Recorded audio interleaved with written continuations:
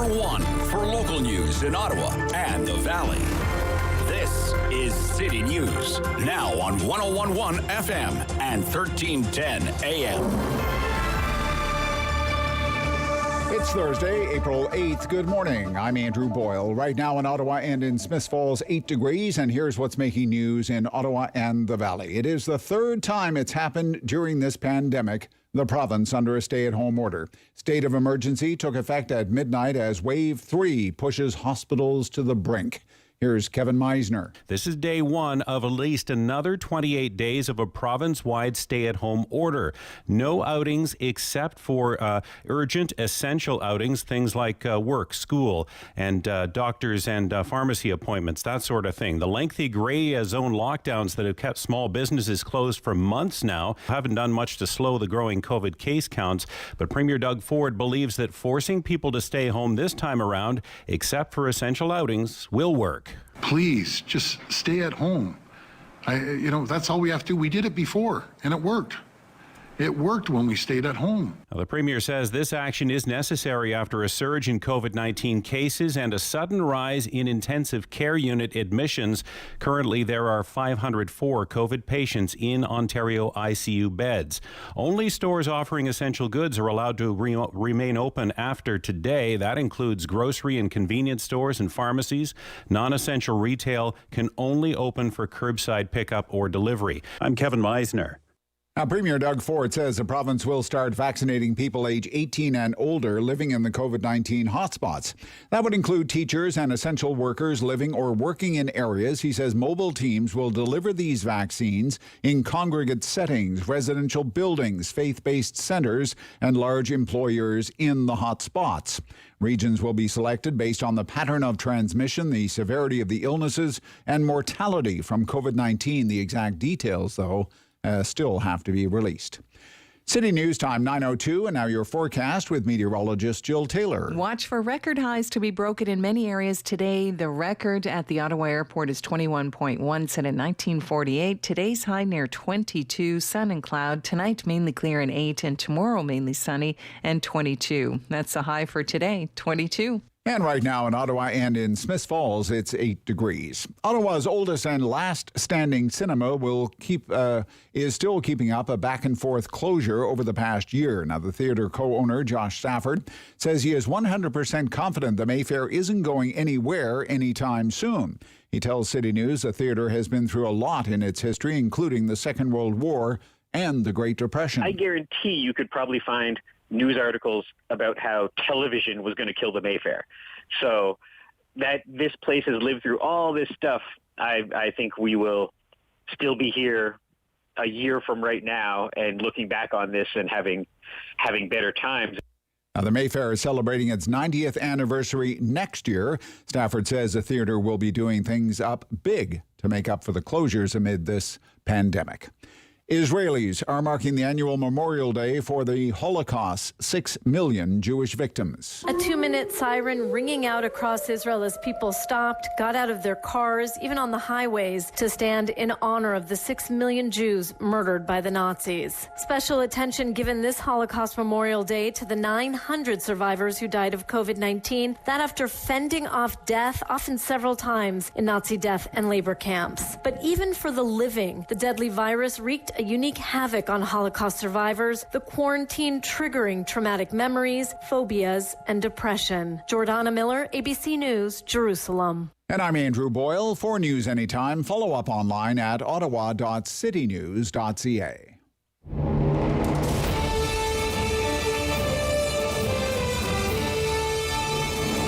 Inform your opinion.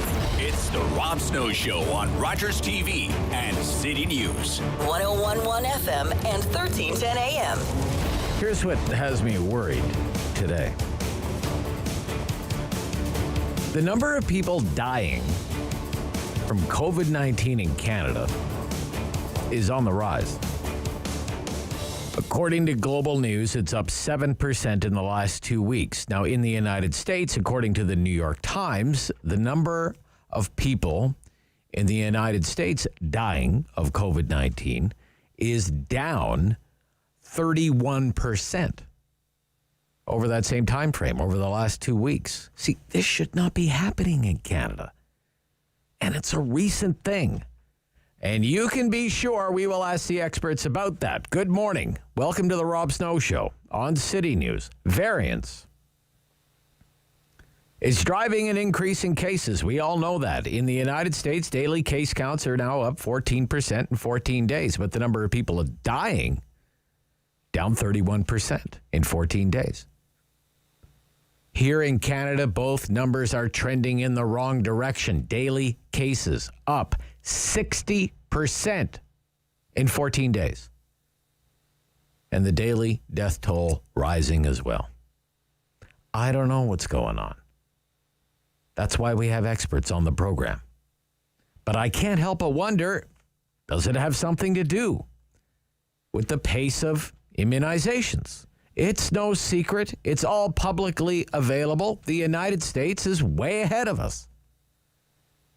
More than 30% of Americans have had at least one dose of vaccine, and 1 in 5 have had 2 doses and are now fully immunized. In this country, 85% of Canadians have not even had a single dose yet. And thus, so it begins. Life under lockdown again. In Ontario, the economic engine of the country, home to 14.5 million people. This is not an enviable position to be in. And at this point, you know what? I'm envious. I envy our American friends. I envy you. And I envy our friends in the United Kingdom as well. University College London. New research suggests the United Kingdom will achieve herd immunity against COVID-19 April 12th. In other words, Monday of next week. The Bloomberg vaccine tracker this morning says Canada will achieve herd immunity at current vaccination rates, not 4 days from now, but rather 9 months from now. Not Monday of next week, but rather January of next year. Maybe we'll be out of lockdown by then. And the state of emergency will be over. And the stay-at-home order will have been lifted. Fingers crossed, but only time will tell.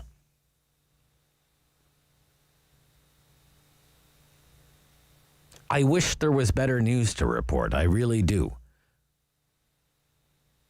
But when it comes to COVID-19, in Canada, the news, well, it ain't great these days. NACI. These are the 2 big stories for the Globe and Mail this morning, side by side, above the fold. The National Advisory Committee on Immunization. It is defending its recommendation of the 4-month interval between shots, between the first and second doses. What did you expect it to say? Oops, big screw up, sorry. No, not quite. It's fine, it says, to wait 4 months between doses. But then it says, and this is what it says in the paper this morning, quote, it anticipates most people will not have to wait that long as supplies ramp up. Which begs the question, does it not, that some have been asking all along, does it not? Ever since that decision was made, that recommendation was made, was that recommendation based on science? Or was it politics? Was it based on science or was it based on supply mess-ups and mishaps? Was it based on science or to offer cover for people in political power? Was it a decision rooted in the best science at all? It's hard to know when the organization says, it's fine to wait 4 months, but don't worry, most of you won't have to wait that long anyway. Okay, then. All right. I trust you. Then there's this story. What happens if you get COVID? And you get seriously ill? so ill, you're in the hospital. You have to be treated with therapeutics. Well, there have been 2 drugs, according to the newspaper this morning, that have been used to treat critically ill COVID patients with some success. And now there's a shortage of one of them in Ontario. And it is a shortage that is so severe, doctors have been told to ration the drug. It's called tocilizumab. And this is the quote in the newspaper this morning. The IV medication should be doled out in smaller amounts, and no patient should receive a second dose because of a shortage. Vaccine shortage is well documented. This is different. This is the therapeutic response. I haven't had the vaccine. What if I get sick? This is a rheumatoid arthritis drug that has proven successful in treating COVID-19 patients in acute care hospitals. The hospitals that are overflowing now with younger and sicker patients, more than at any other time during this pandemic. I haven't been vaccinated yet. David hasn't been vaccinated yet. We haven't even been half vaccinated. What happens if we get sick? They're supposed to give us this drug. Now they can't even give us this drug in its full dose. And forget about getting a second dose. It's unbelievable what is going on. 56 new admissions to Ontario's ICUs in the last 24 hours. I mean, it's unheard of. It's unheard of. And surgeries canceled again. Yesterday we told you that was happening at the Queensway Carleton Hospital, 4 weeks, and Toronto Hospital. So crowded, patients being moved to hospitals in other cities. And we're in a lockdown again.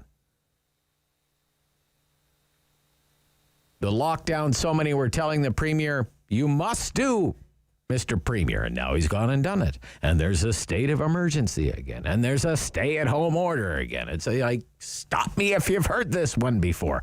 Aren't you just sick of it all? And this is only day 1 of it for the 3rd time. Day 1 of it for the 3rd time.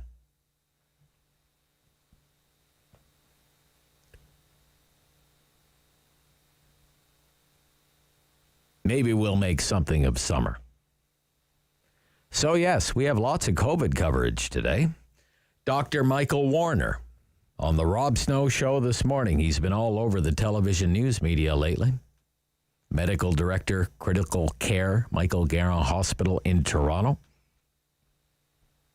Going to get into this whole business of 4 months between shots. There is the possibility there could be a legal challenge to this, could be headed to court because some seniors are thinking about taking the government to court over this decision to wait 4 months between shots. And they're being represented by a lawyer. His name is Ian Cooper, and he's going to join us. And the way things are going, you hate to even think that it might come to this.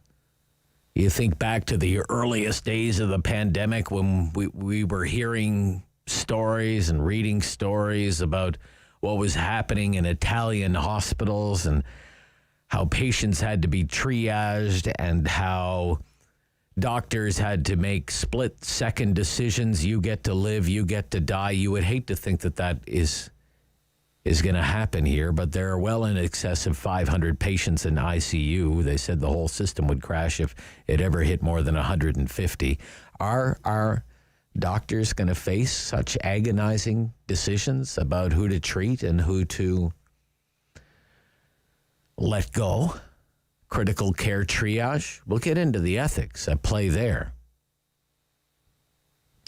We're not all COVID, though. Not all COVID, okay.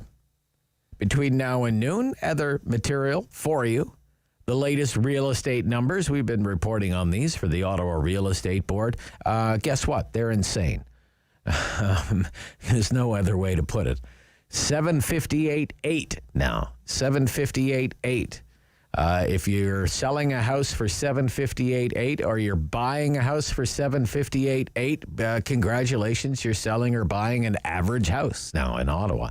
$758,802 average selling price of a house in Ottawa. Sleepy old Ottawa, the town that fun forgot, in March. 35% higher in a year. In a year. According to the Ottawa Real Estate Board. Did I mention this, David, a few weeks ago? You may mention this. Mobile homes. Remember mobile homes? I was talking about mobile homes. It's my dream. Right? It's my whole I heard a great line the other day, because there's this tiny home craze. Oh, yeah. The tiny homes on wheels. Yeah. What's the difference between a tiny home and a mobile home? A university degree? That was... Right. Mobile home, 4 of them sold in Ottawa last month. Average selling price, $179,000. Oh, is that all? Right. Okay. 42% higher than March of last year, when you could at least gain admission to the trailer park for a mere $125,000. I feel my dreams slipping away. We're going to talk taxes, carbon taxes, and the GST. There's a new report from the CD Howe Institute calls on the government to scrap any plans to spend all sorts of new money on the left-wing wish list, right, to build back better, but raise the GST to where it used to be, 7%. And it is opening day of the Masters. Adam Stanley covers golf for the Canadian Press. What a sweet gig. He's going to join us, too. So the show's not going to be a total downer, okay? Rob Snow Show on City News.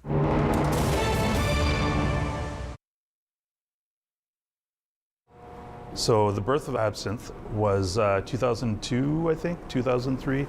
And I was working at Urban Bistro, happily, where Allium is now. And then the space where Holland Cafe was came up. It's on the corner of Spencer and Holland. And I spoke to the landlord, and there's a lot of interest from a lot of other people, but he and I just, got along super well, and he put a lot of faith in me. So Carmen Turner is his name. He gave me the lease to the place and really pretty much gave me all the equipment in the place. So I was really lucky. I've been really lucky with landlords that way, actually, both my current landlord and Carmen Turner. Because if there hadn't been Carmen Turner, there wouldn't have been Absinthe. So we were there for a few years and just sort of outgrew the place. And then now we're here. It's obviously been tough, and it's been tough for everyone. I mean, that's been the big democratic sweep of, like, in restaurants and the hospitality and the arts that we were talking about earlier. It's like everybody's been impacted pretty much the same. From everybody that I talked to, we're down 80%. We're climbing out now. I think one of the saddest things is like everybody, we went down to 2 employees from 25, and we're now at 4, and we're bringing 2 new people on this week, so we'll be at 6. So it's little steps. So it's been tough. It's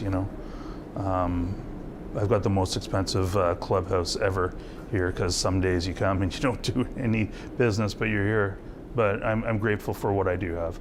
I think everybody's optimistic now, not necessarily just about the vaccine, but about like the vaccine, spring, being able to be outside. I think you're going to see a lot of like pop-up things happen in parking lots and on sidewalks and like that, rather than being actually inside somebody's commerce. I think we'd like to take it outside. I know my staff would. My staff like the outdoors now, all of a sudden, all 4 of us. 6 soon. But we'll be doing some business in the patio in the parking lot, and we have a patio out front. And I think I hope other restaurants and stores will do the same. I hope that they take advantage of like the sidewalk and doing sort of, guerrilla marketing and stuff like that, and really shaking it up a bit. You can find us at Absinthe Cafe at 1208 Wellington Street West in Hintonburg, and you can find us online at absinthecafe.ca.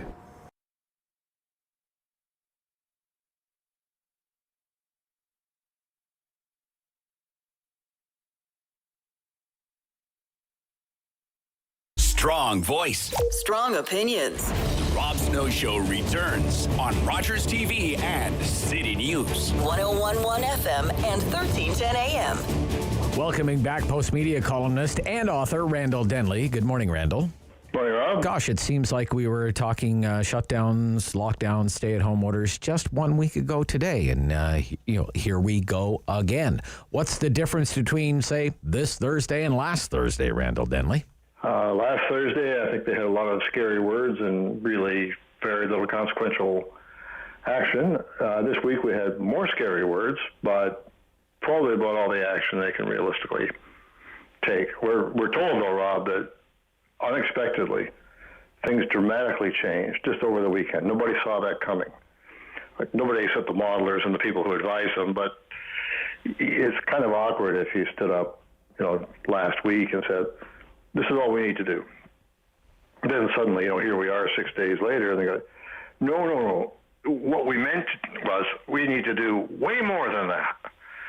How do you bridge it? So mystery things happened over the weekend. That's why he's taking a tougher stance this week. Yeah, what do you think changed over the weekend?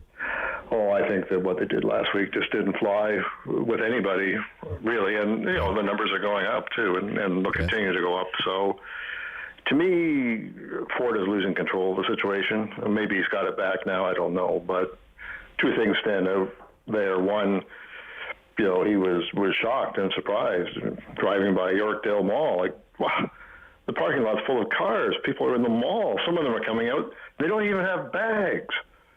There's guy thing for you, Rob. We go into the store, we get something, we come back out again. Right, yeah. You have to have a bag, though. Right. Yeah. A lot of other people go shopping because they like to go shopping. It's something to do with friends and look at stuff and all that kind of thing. But anyway, he was shocked by that you could leave stores open and then people would go into them. Right. People might actually go and browse or whatever. Yeah, so something needs to be done about that. And the other thing I thought was interesting in the last few days is some of the medical officers of health have just decided on their own bat in Toronto, Peel, and Wellington that, the schools, we should just close them all. Okay, you would have thought their job would be, okay, we see some problem schools. Maybe those need to be closed. Yeah. But not every school.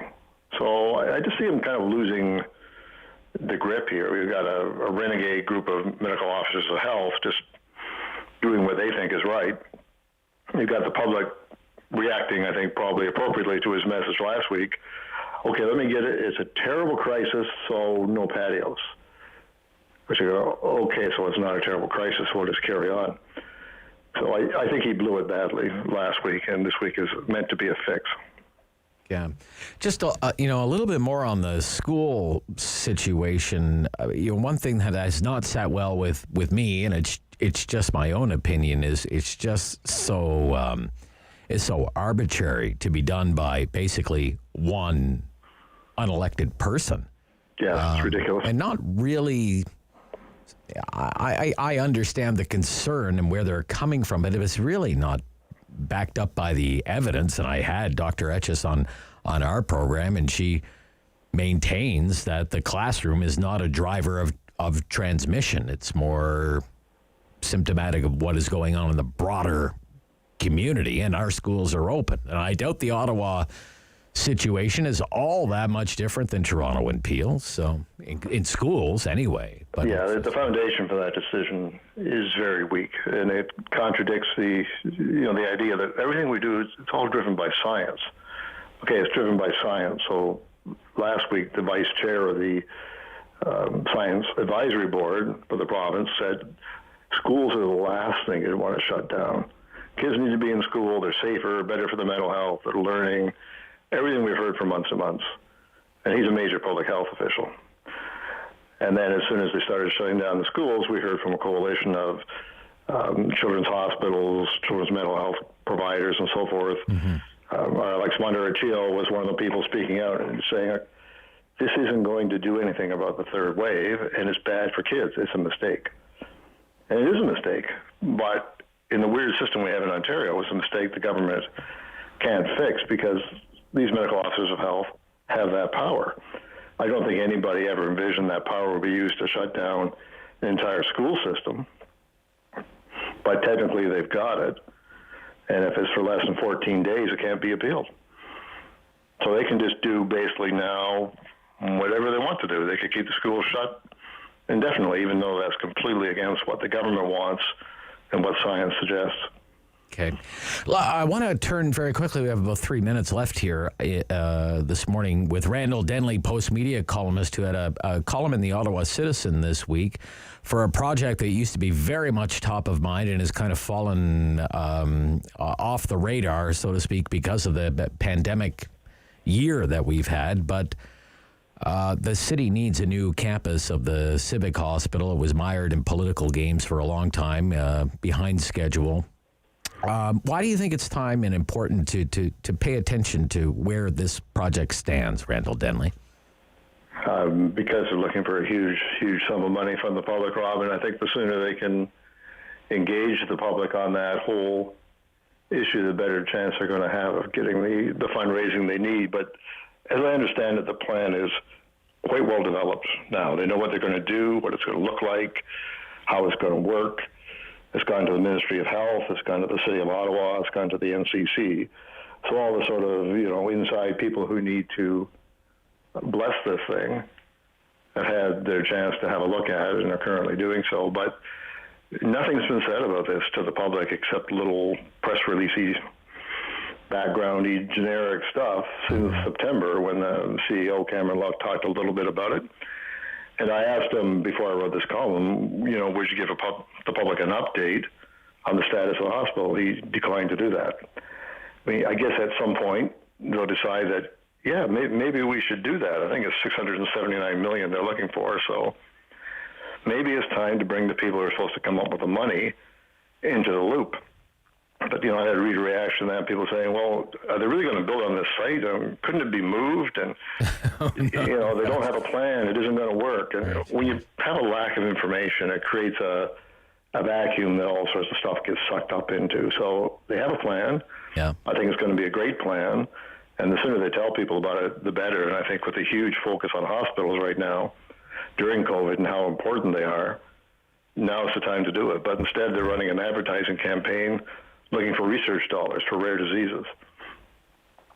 So, okay, fine, but why do that? Why not start talking about, look, we're struggling to get by with what we've got now, but look at the great plan we've got, but we all have to get behind it. That's right. Yeah. Great column. Encourage people to read that in the Citizen this week.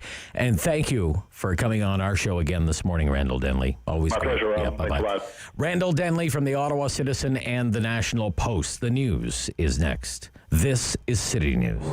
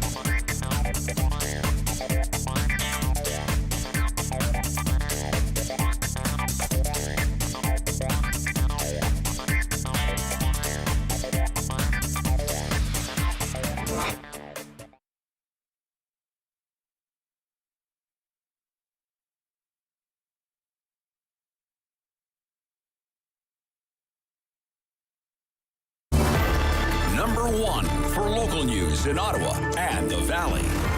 This is City News, now on 101.1 FM and 1310 AM.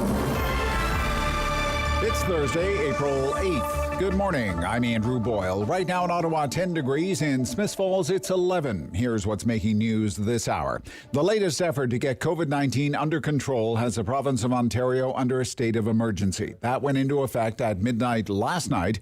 Premier Ford urging you to just stay home. We'll have the latest on the troubling stats from ICUs in the province coming up in moments on the Rob Snow Show.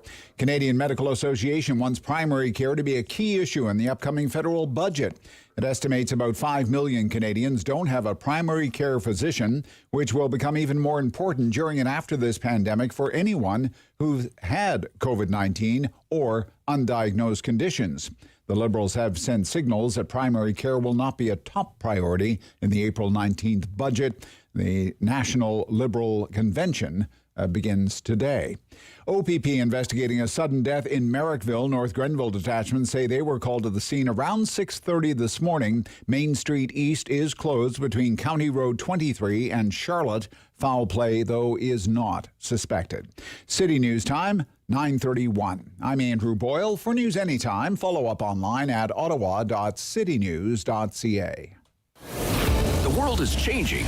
So keep up with Rob. The Rob Snow Show returns on Rogers TV and City News, 101.1 FM and 1310 AM. Let's just jump right into it. Dr. Michael Warner is our guest. He's Medical Director of Critical Care, Michael Garron Hospital in Toronto. Good morning, Doctor. Morning, Rob. Yeah, very nice to hear from you, sir. My producer, David, told me this morning that 56 new admissions to Ontario ICUs in the last 24 hours. How extraordinary is that for a 24-hour period to have 56 people admitted to ICU across the province? Well, I think I gave him the wrong number. It's 57, but either way, it's the most ever in one day admitted with COVID-19 across the province. And again, we've unfortunately hit another high water mark of 523 COVID ICU patients in the province. And the shape of the curve is even more concerning than the numbers because it is showing exponential growth. Yeah, I guess what I'm getting at is whether it's COVID or not. Have you ever seen anything like that in your career? Whether it's 56 or 57 or anything like that, where you would have so many people in one day. It's a unique situation. I mean, we don't typically track influenza admissions because influenza comes every year. We have some treatments for it, and there's some seasonality to it. CCSO, Critical Care Services Ontario, provides us with these numbers each day because these are the numbers that determine how patients are moved across the province to make sure we load share the burden of COVID-19 patients across as many hospitals as equitably as possible, because these patients are not only have COVID-19, but COVID-19 patients are far sicker and far more work to take care of than the average ICU patient. And how would you say the demographics of a typical COVID patient have changed over the last several weeks? Well, I can tell you in my ICU, we have 10 of our 17 beds right now are COVID patients. The average age is 46. And in wave 1 and wave 2, that was not the case. The new variant, especially in B117, the one originating in the UK, which is the dominant one in Ontario, is a completely different disease. This is not classic COVID, and it affects younger people because it's more transmissible, and younger people are the ones in these essential workplaces. Almost all of them have not been vaccinated. More older people are protected through vaccination, which is great, but transmission is still occurring at a high rate in workplaces and in these hot zone postal codes that we are well aware of now. Right. Yeah, that's what I wanted to ask you. I know you can't divulge personal details, but people are wondering, well, how are they getting it? Are they out partying? Are they out socializing? Because I think what some people are starting to learn now is they're probably not doing any of that. They're probably going to work. Right? Yeah, I don't have a line of sight on every single young person who gets COVID-19, and there may be people who did not follow public health restrictions. I guess, and I've shared this story with permission on the internet before, so I'm happy to tell it. One of my patients in his early 30s did follow public health restrictions. He was a non-essential worker in the financial service industry, but his boss wanted him to be at the office once or twice a week, even though he could do a job via Zoom. But his office mate did not follow public health restrictions, took liberties outside the office, didn't wear his mask consistently in the office, gave my patient the variant, and he spent a month in the ICU, completely healthy. So, other people are factory workers, rideshare drivers, the checkout person at the dollar store that you go to who sees person after person after person when they, check through the goods. So in my experience, these are people who are trying to survive, trying to make a living paycheck to paycheck, who are somewhat invisible in this world, and they're the ones who are getting nailed. Okay, so yesterday there seems to be some progress on getting vaccines into the arms of essential workers, even going so far as to bring the vaccine to the workplace. What do you think about that? You must view that as a positive development. Absolutely. I mean, I communicate directly with the Premier on topics such as this, and so he knows exactly what I suggested, and he did some of it, and I thank him for it, because I think it's going to make a difference to bring the vaccines to the factories, to the workplaces, to the apartment buildings. I mean, a plan is a plan. Execution is to be determined, so we need to make sure we get this done without delay. That won't be enough. Paid sick leave has become a political issue to some. It's not one to me. There is a federal program after you get COVID-19 to give you $500 a week, I believe. But what if you feel a little bit sick and you don't want to go to work because you don't want to infect your coworkers, but you're living paycheck to paycheck? Mm-hmm. The decision is not easy to make, but most people choose to go to work because they got to pay rent. What if you need to get a COVID test? Or even a COVID vaccine, so you have that option. To miss a day of work to do either of those things is not compensated for. So that's the gap, right. And that's the one that really needs to be fixed to get ahead of this. In addition to workplace enforcement of rules, and rapid testing in workplaces would also make a difference. I'm not sure where all those rapid tests are, but that would help keep workers safe when they're working in close quarters with each other. Okay, so this is day one of the stay-at-home order. You say you're in contact with the Premier. He was certainly hearing it from all sides when it comes to stay-at-home orders.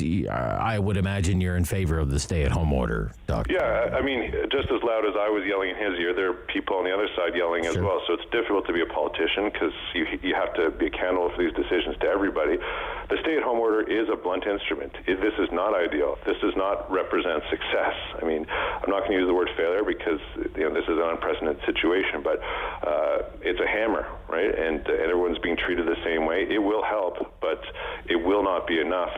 And the vaccinating essential workers and going after high-risk postal codes, especially teachers in those hot zones, I think will help.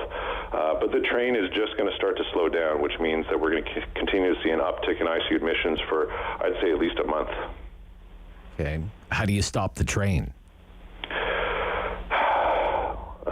Vaccine, critical mass, herd immunity. If we get the supply, there's the supply part, which is the federal government. There's the distribution part, which is the provincial government. And then there's the public who has to agree to be vaccinated, but they also have to be educated appropriately. They have to be provided with information in their own language. I mean, all those communication strategies that we really need. So there's multiple factors here. I think that young people are going to continue to be infected by COVID-19. I don't think we're going to get better at treating it because, it's a very difficult disease to treat. We only have, really 2 drugs that we know are efficacious. So it really depends on how fast it spreads and how quickly we can vaccinate, but we're not going to be able to vaccinate ourselves out of this in the foreseeable future. Okay. Well, speaking of therapeutics and the drugs used to treat critically ill COVID patients, the Globe and Mail reports this morning that there is a shortage of one of them. I will apologize in advance if I pronounce it wrong. Tocilizumab, I believe it's called. You did well, Rob. So okay. I'm happy to take that one. So tocilizumab, it's an IL-6 receptor blocker. What that means to your listeners is that when people get COVID-19, there's an inflammatory cascade of cytokines and chemicals in your body that really almost causes an attack on your own body. And this drug is meant to attenuate that inflammatory response so your lungs and other parts of your body don't get as inflamed and sick as they would otherwise. There has been a demonstrated mortality benefit in open label studies, which are not ideal, but the best we have. And that, in addition to dexamethasone, which is a steroid that is very cheap and widely available are the two drugs that we use that have proven efficacy. And tocilizumab is critical short supply. Shortage. Yeah. We just had a patient in their late 30s, and I wanted to give it to this patient, but we had run out. That was 3 days ago. So it's we have a couple of doses, but we definitely don't have enough to provide it to everyone we want to. Do you think that's just an Ontario thing, or is that a global thing? This drug is on patent. It's used for cancer as well, so it's not something that can just be knocked off and genericized. Okay. So I think that there's cost, manufacturing, and distribution issues that probably affect multiple jurisdictions. Okay. When somebody is admitted to an ICU unit with COVID-19, how long are they typically in the ICU? So the mean or median length of stay has increased with the new variant. So we're seeing 15 to 20 days as the range right now, which is compared to 3 to 5 days, which is the average length of stay for the pre-COVID ICU patient. If you take all comers, the reason why that's lower is because the in and out cardiac surgery patient just isn't happening anymore because those cases in some respects are being canceled. Also, when patients are younger, we hold on a lot longer because we're going to give them the best shot to show us that they can get better. Whereas if you have an elderly person who's clearly going to die, withdrawal life support would be proposed much sooner to the family because care at that point could be deemed futile. So that's the problem. That's one of the problems. The beds aren't turning over as quickly because these patients are sicker for longer, and we also want to give them the opportunity to get better. And with these younger people in their 40s, they don't bounce right back up, do they, doctor? Do they have a long road ahead of them after they get out of the hospital from COVID? I'll walk you through that patient I talked about in his early 30s. So he acquired the COVID-19 variant infection in early March, wasn't intubated until around March 20th, and he was just able to speak to me, about 3 days ago. That doesn't mean he could move. That just means he can speak. He'll probably be in hospital for another month. And we don't know what the long-term consequences are for our patients. We've heard about long COVID, but we don't really know what happens to patients who've been critically ill a year hence because we just don't have that data yet. So I think there will be long-term effects for some patients that could forever alter their lives. Did that patient have chronic underlying health conditions or comorbidities, or was it? None. Zero? Absolutely none. Wow. That's frightening. Recently, and younger than me, and healthier than I am, and just starting his adult life. So absolutely, it's really, really frightening. Recently, in the last 2 weeks, the daily number of deaths in Canada has started to increase again. It had been declining for a long time, and most of the experts on this program have told me that is because of the success in vaccinating the frail elderly, residents in long-term care, people over 90, people over 80, and people with chronic underlying health conditions. But now that needle is moving the other way, and the number of people dying every day is moving up again. What do you think is happening there? Yeah, I think that makes sense. We lost so many long-term care home residents because once this got into a long-term care home, the exposure risk for those elderly individuals was 100%. And before they were vaccinated, many of them died. The vaccines work. That's been demonstrated by the kind of decrease in deaths in that environment. But now we're going to start to see the people who we admitted at the beginning of Wave 3 start to die. I wouldn't say en masse, it's a little over the top to say, but more and more people will die. But Rob, the thing that isn't counted, which we need to count, is what about the non-COVID related care deaths that happen because a patient's now presenting with metastatic cancer because they didn't have the opportunity to have that diagnostic test, even back in Wave 1. Because we're delaying and deferring so much non-COVID related care that collateral damage is not being counted as a COVID related death, but it really should be. And it's not, and it's because we just don't have enough resources to care for everybody, and that's one of the moral challenges of being a doctor at this stage of the world right now, because we know that there are patients who are sitting at home suffering with cancer or arthritic problems, needing hip and knee replacements, etc., who aren't getting the care they need. Okay. Well, Dr. Warner, thanks to you and everyone at your team, at your hospital in Toronto, sir, and thank you for the time this morning. My pleasure. Take care. That's Dr. Michael Warner. Wow. Medical Director, Critical Care, Michael Garron Hospital in Toronto. 4-month dosing intervals and the law. Ian Cooper, lawyer, also from Toronto, coming up next on The Rob Snow Show on City News.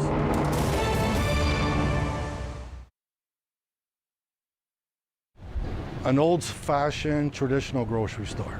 You're going to find a butcher, okay? You want a steak cut a certain way, you're going to get it. You know, there's flour piled in the warehouse. There's mixers on the floor. There's flour on the floor. The bakery's rented out to Frank Nicolo. It's him and his son come in at night. They mix the dough, they roll the dough, and they bake the dough. It's not the traditional frozen and thaw and put it in the bin, okay? It's made from scratch 7 days a week. It's probably the only bakery left in Ottawa that does that. You know, then customer service, you know, we're big on that. The cashiers, the deli, you're not, if you ask for something, they're not going to point, it's an aisle number 7. They're going to bring you there, okay? If you have too much groceries out, we'll take it out to your car. You know what I mean? There's nothing we don't do for our customers. And we evolved around our customers. They would come in and say, you know, can you try getting me this? You know, can you get me this? So that's how we built the lineup we have now, okay? So we have a lot of unique items that someone that came over to, you know, live in Canada hasn't seen this particular product, but we sourced it and we have it for them that, you know, like something they used to have as a kid.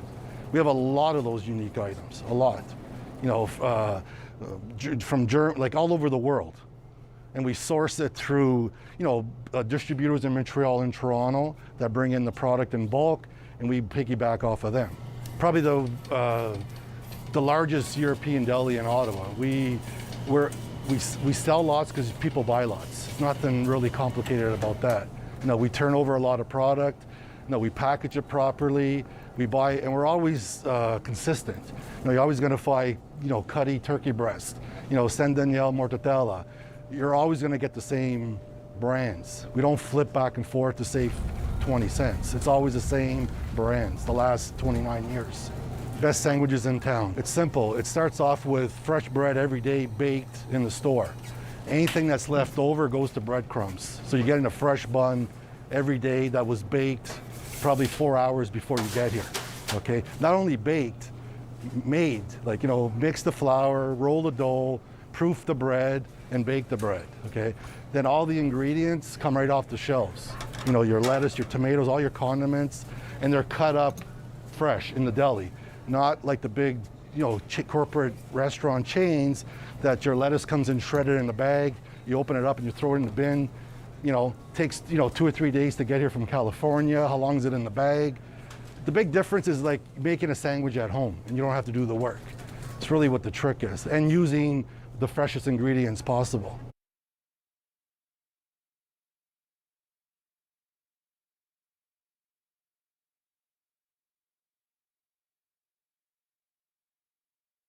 Firm. Fair. Fun.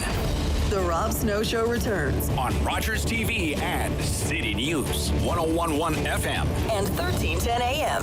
The National Post reported about a week ago that 2 Ontario seniors are threatening to take Canada's pandemic authorities to court over, quote, the country's unprecedented decision to prescribe 4-month gaps between doses of the Pfizer-BioNTech vaccine.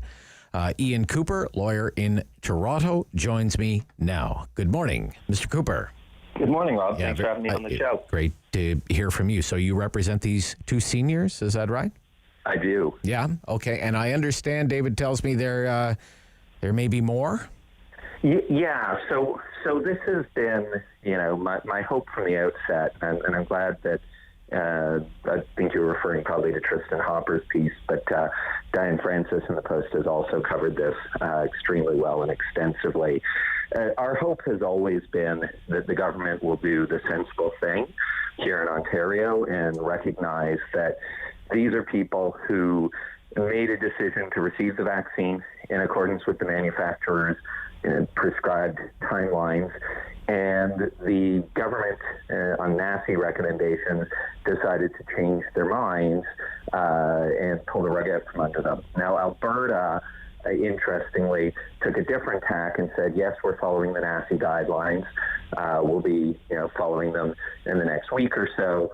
But if you have a prior appointment, because you got the shot before we changed the rules, we'll honor the promise that we made, and we'll honor your second appointment. We'll give you your booster in a timely manner. So that's the issue here in Ontario. And I'd note that, although Ontario keeps saying we're just following the NACI guidelines, in fact, Ontario, the NACI guidelines explicitly state that where there are issues around consent, that, there's discretion to follow the prior dosing schedule, the one recommended by the manufacturer. So what's the claim then? That your clients were misled? Yeah, so under Ontario's Healthcare Consent Act, without getting too technical, the consent of the patient is required for a medical treatment. And consent can be negated by fraudulent or negligent misrepresentation. So in other words, if somebody lied to you, then it turns a consensual procedure into medical battery. Classic case would be, you go in for surgery, they tell you they're going to do one thing, and they do something completely different.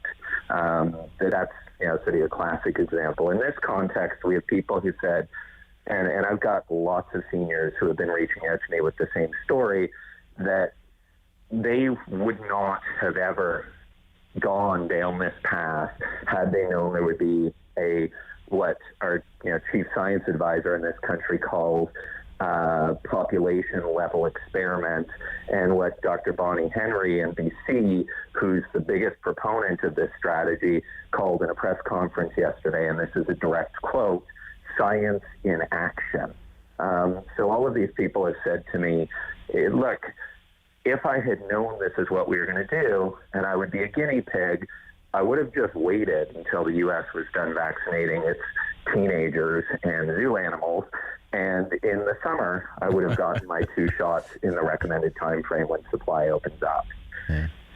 That is true. The Oakland Zoo is going to start immunizing people, or their animals, their guests at the Oakland Zoo. So anyway, it's on the front page of the paper today. National Advisory Committee on Immunization is defending this 4-month interval between shots, but then it, quote, anticipates most people will not have to wait that long as supplies ramp up. So what do you think of that? Its defense will be, the NACI's defense will be, which I guess the government, the Ontario government in this case, would have to rely on, is our science suggests you will have a strong immune response. There's no danger to waiting 4 months between shots. And, oh, by the way, you might not have to wait 4 months anyway. Yeah, and so 2 comments. One is the president of Pfizer Canada has come out. There's a piece in the Calgary Herald that spoke to this last week and said, look, we have our recommendations, and we, I'm paraphrasing here, it's not directly in front of me, but we don't advise this, we don't endorse this, and, you have a lot of competing views on this. So the point isn't, the headline should have been, NACI doubles down and says what I said before. I mean, I'm not criticizing NACI's ability to enter into what I would call consensual clinical trial with consenting patients. What they can't do is say to people, there's a dosing regime that has been approved by Health Canada, and we are going to do something that has been neither tested nor approved by Health Canada, nor endorsed by the manufacturer, and we're going to just impose it on you later on. But hey, what's a few days, what's a few weeks, maybe it'll be less than 4 months, I don't know, but just chill out, folks. I mean, chill out, folks, is not really a good defense to, what I would say is a flagrant violation of the basic principles of medical ethics and human experimentation. And I've had a lot of people from doctors to bioethicists to med school professors who have reached out to me and said, this is insane, and we do not endorse it. Some of us have even been victims of it because we too had the rug pulled out from under us, and we wouldn't have consented to this as doctors and bioethicists. Right. So that's the place where I think NACI can say whatever it wants to say, but science and action and learning as we go, as described by Bonnie Henry publicly yesterday, is what it sounds like. It's an experiment, and if you want to participate in it, by all means feel free. But if you don't, you can't be forced. My favorite example is we all know the Amazon warehouse folks are really suffering from this. Sure. And a lot of them in regions, the Toronto Star wrote about this, of the city where people are most affected, they're not getting vaccines. I don't think the public health authorities can, I hope we're not at the stage in this society on individual rights where the public health authorities could just walk in to an Amazon warehouse, say, these 4 people have anaphylaxis, so they don't qualify for the vaccine, but everyone else, we're just going to sneak up on you and stab you in the deltoid. It's for your own good. Trust the science. Consent still matters, and I think it's one of those principles that is sacrosanct in the medical profession, and certainly... Right. And your clients consented to having 2 doses 21 days apart, not 2 doses 4 months apart. Yeah, and not only that, they were assured repeatedly. So they signed a consent that said, I've read the vaccine information sheet.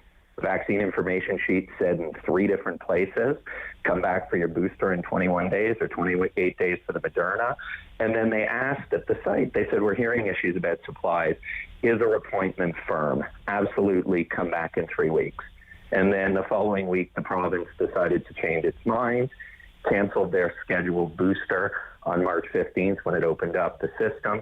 And they and many other seniors can't even get a booster appointment. We're not even talking about 4 months.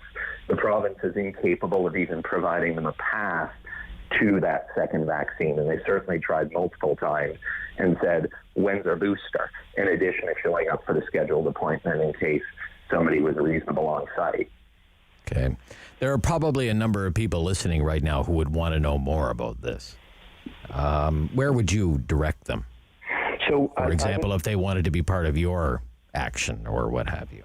Yeah, so what I'm telling people right now is the most important thing that they can do is write to their MP and MPP if they've been affected by this or they feel strongly by it or if they have friends or family who are affected, and let them know that you're not happy, that you think this is the wrong decision, particularly as it relates to people who consented prior to this change in policy. And as they like to say, we're all in this together. Well, the provinces love blaming the federal government. The federal government love blaming the provinces. What I said to people is, hey, we're all in this together, and you guys are viewed as having been the architects of this problem. So regardless of party, go and fix it.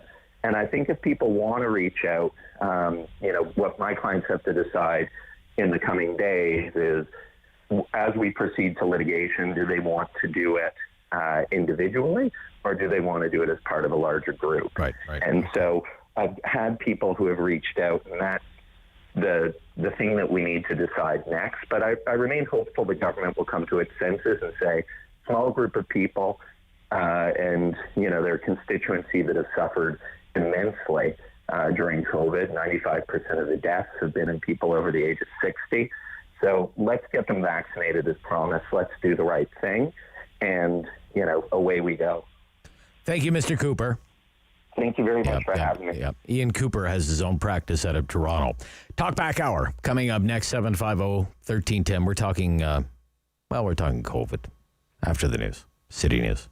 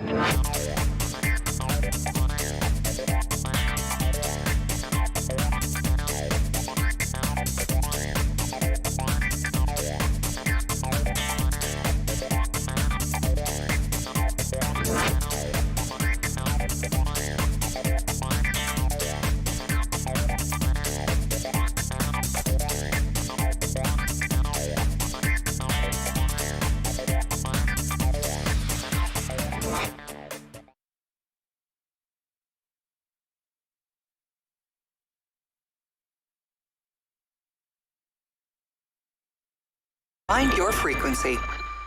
This is City News. CIWW 1310 AM in Ottawa. And CJET 1011 FM in Smiths Falls and the Valley. Number 1 for local news in Ottawa and the Valley. This is City News. Now on 1011 FM and 1310 AM. It's Thursday, April 8th. Good morning. I'm Andrew Boyle. Right now in Ottawa, 10 degrees. It's 11 in Smiths Falls. And here's what's making news in Ottawa and the Valley. Ontario Pharmacy Association calling on the provincial government to further expand the number of pharmacies offering COVID-19 vaccines while also expanding the type of shot being offered. Here's City News reporter Alex Gouge. Association CEO Justin Bates says the Ontario government needs to bring both the Pfizer and Moderna vaccines into pharmacies as part of Phase 2 of the rollout. He tells me the need for including more types of vaccine within pharmacies. I have many members who have thousands of patients on a wait list, and we want to be able to get as many people vaccinated as possible, and we can only do that if we have all vaccines into the mix. Bates says the 55-plus age limit is an issue with the AstraZeneca jab, especially as the vaccination rollout is expanded to those younger than that. Currently, only 700 out of 4,600 pharmacies are offering the shots, but Bates says 1 million vaccines could be administered per week if all locations are brought on board. Alex Gouge, City News. City News time, 10:02. The Mayfair Theatre has been dealing with boomeranging closures and reopenings for over a year now, like a lot of businesses, but the support has not stopped from the community. The cinema co-owner is Josh Stafford, who tells City News what this past year has been like for the theater. It's really been a focal point of It's a Wonderful Life type feeling with our patrons and the community and the media, of just people wanting to help and people saying, what can we do? And people donating for various fundraisers we were having and all that kind of stuff. Now, he adds he's 100% confident the Mayfair is not going anywhere, considering the theater has survived things like the Great Depression, the Second World War, and the dawn of television. City News time, 10:03. Now your forecast with meteorologist Jill Taylor. Watch for record highs to be broken in many areas today. The record at the Ottawa airport is 21.1, set in 1948. Today's high near 22, sun and cloud. Tonight mainly clear and 8, and tomorrow mainly sunny and 22. That's the high for today, 22. And right now in Ottawa, it's 10 degrees. In Smiths Falls, it's 11. Foul play not suspected in a sudden death in Merrickville, Wolford. North Grenville OPP called to the scene around 6:30 this morning. Now, an investigation is underway, so Main Street East is closed between County Road 23 and Charlotte. Police say that is expected to be in place, the closure, for a few hours. More burn bans being put in place. Ottawa has one now. North Grenville added to that list. Absolutely no open burning permitted there. North Grenville Fire Service says it's due to extremely dry weather, leading to very dry vegetation. Thousands of federal Liberals will be gathering, but online tonight. It's the beginning of their 3-day national convention. The Liberals aren't promising much flash, and they're not expecting any infighting drama. Instead, Liberal insiders are hoping Canadians will see a governing party focused on serious policy issues of today. Among the priority policy resolutions up for debate and votes are calls for a universal basic income, national standards for long-term care homes, and a green economic recovery. The biggest buzz at the virtual gathering is likely to be around Mark Carney, the former governor of the Bank of Canada and Bank of England, and whether his appearance at the convention signals an intention to take the plunge into partisan politics. Karen Rebo, The Canadian Press. Now, the NDP National Convention is also on this weekend. That will get underway tomorrow. I'm Andrew Boyle. For news anytime, follow up online at ottawa.citynews.ca. Talk back. Hello. On The Rob Snow Show. The phone lines are open at 613-750-1310. Now, the Rob Snow Show continues. We are living once more under a state of emergency and with a stay-at-home order issued yesterday by Doug Ford's government. And I want to know what you think, and I will keep track. Okay, let's keep track, David, here. Okay, well, I'll keep track, David. You've got enough to do over there, my friend. Yeah, I do. Okay. Is this latest move from Doug Ford, is the third such move, is a state of emergency and a stay-at-home order, is it about time, not needed, or doesn't go far enough? Those are the kind of the options that I can. About time, not needed, doesn't go far enough. I want to spark some conversation with you. That's why we do the Talkback Hour. I know we've talked about it all week. I think most of us saw it coming. You know, we knew something like this was going to happen, right? Just given the state of things right now with COVID-19. Well, here it is, ladies and gentlemen. This is our all too familiar reality for the next at least 4 weeks. So what do you think? That's why we do the Talkback Hour. We give you a chance to sound off at 750-1310. I don't want to go into all the particulars. I'm sure you've heard them by now. And if you haven't heard them, you can read all about it at our website, ottawa.citynews.ca. ottawa.citynews.ca. Right to the phone lines. People have called early. Daryl. Good morning, Daryl. Good morning, Rob. Good to talk to you again. How are you? I'm good, Daryl. Thank you. What do you think about the stay-at-home order here? I think the stay-at-home order is necessary, and I think we're probably going to end up having it extended. Okay. And I think the biggest reason is because of what they're doing with vaccines or not doing with vaccines. I just can't believe that the U.S. is doing 4 million a day, and we're stuck at hundreds of thousands a month across the country. Yeah, I looked it up. I look it up every morning, Daryl. I look it up every morning. I looked it up again this morning. It's last weekend, the United States had one day where they did 4 million. It was last weekend, Easter weekend, one day they did 4 million. Unlike Ontario, they don't slow down during the weekends, apparently. They ramp things up, right? They did 4 million, but they're averaging about 3 million every day in the United States. Our latest figure for all of Canada is about 180,000 a day for the entire country.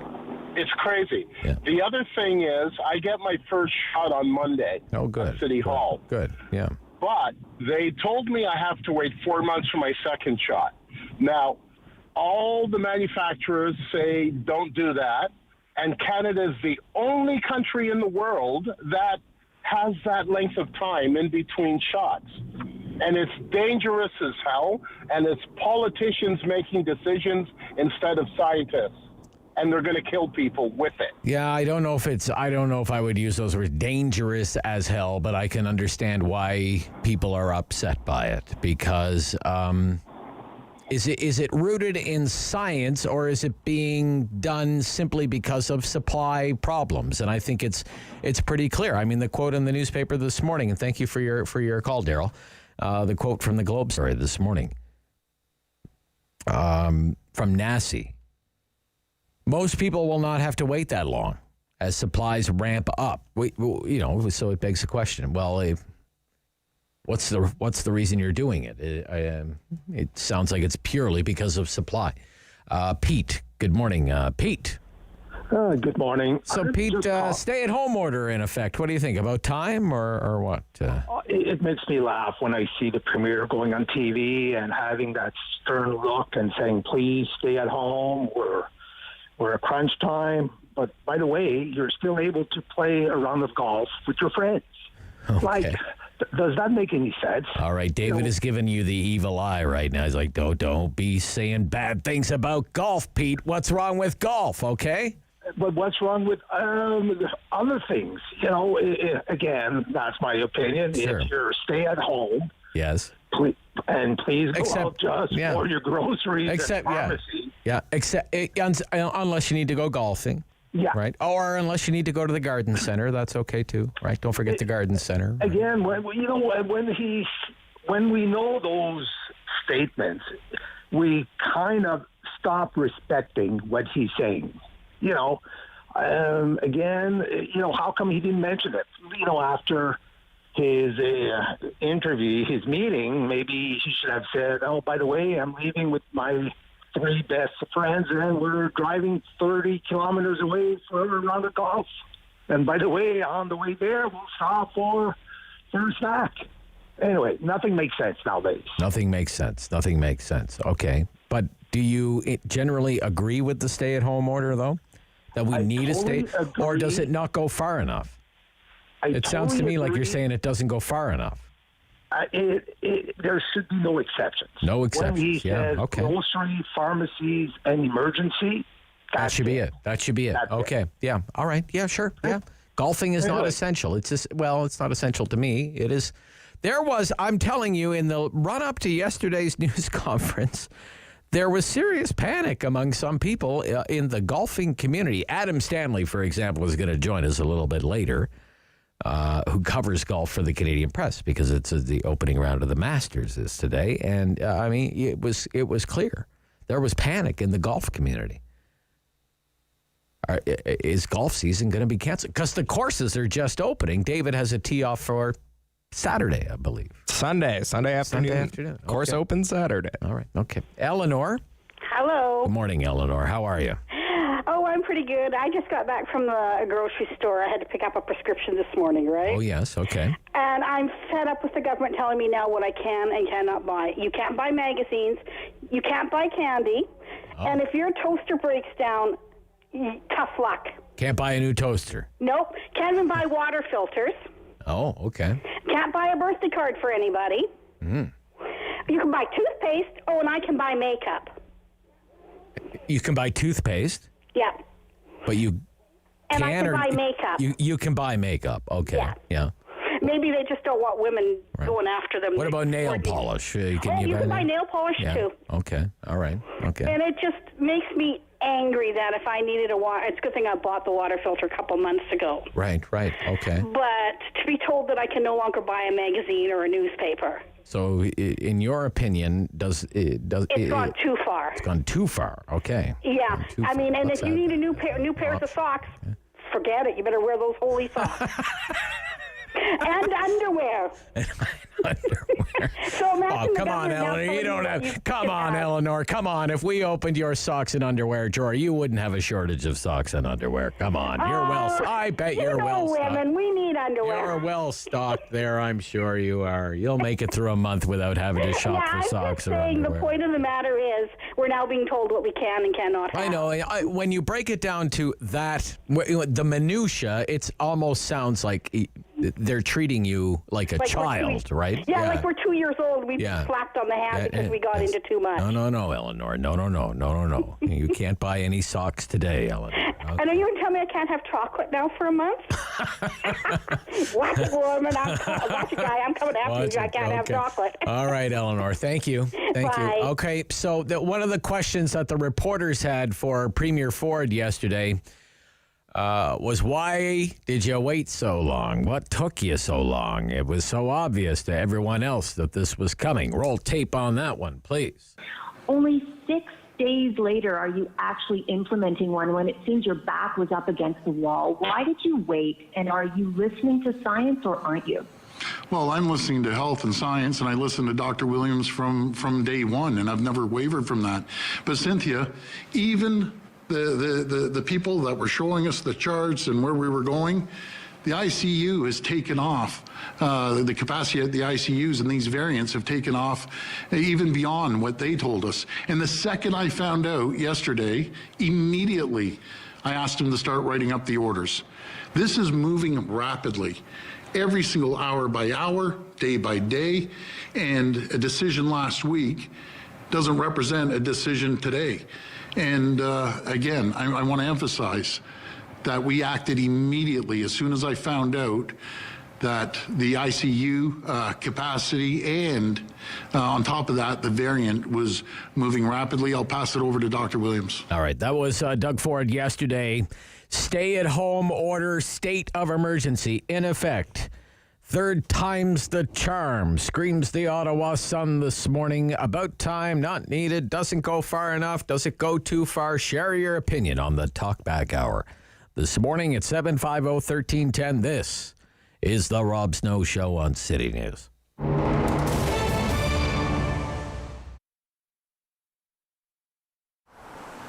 It's a space that needs to be lived in. It's a space that people, have to have an experience of more than just art on the walls. I think, yes, the art on the walls is fun, and it's fun to walk around and see all the beautiful things, and the way Dominic and Edith have curated the gallery is certainly something worth seeing. But coming by and asking questions, again, to Dominic's point of view is, interrupt him, ask questions. I'm here on most of the days too. We have Luce that comes in, Nancy that comes in. So yeah, we have quite a few opportunities for people to come in and, see the process and of course, ask a few questions.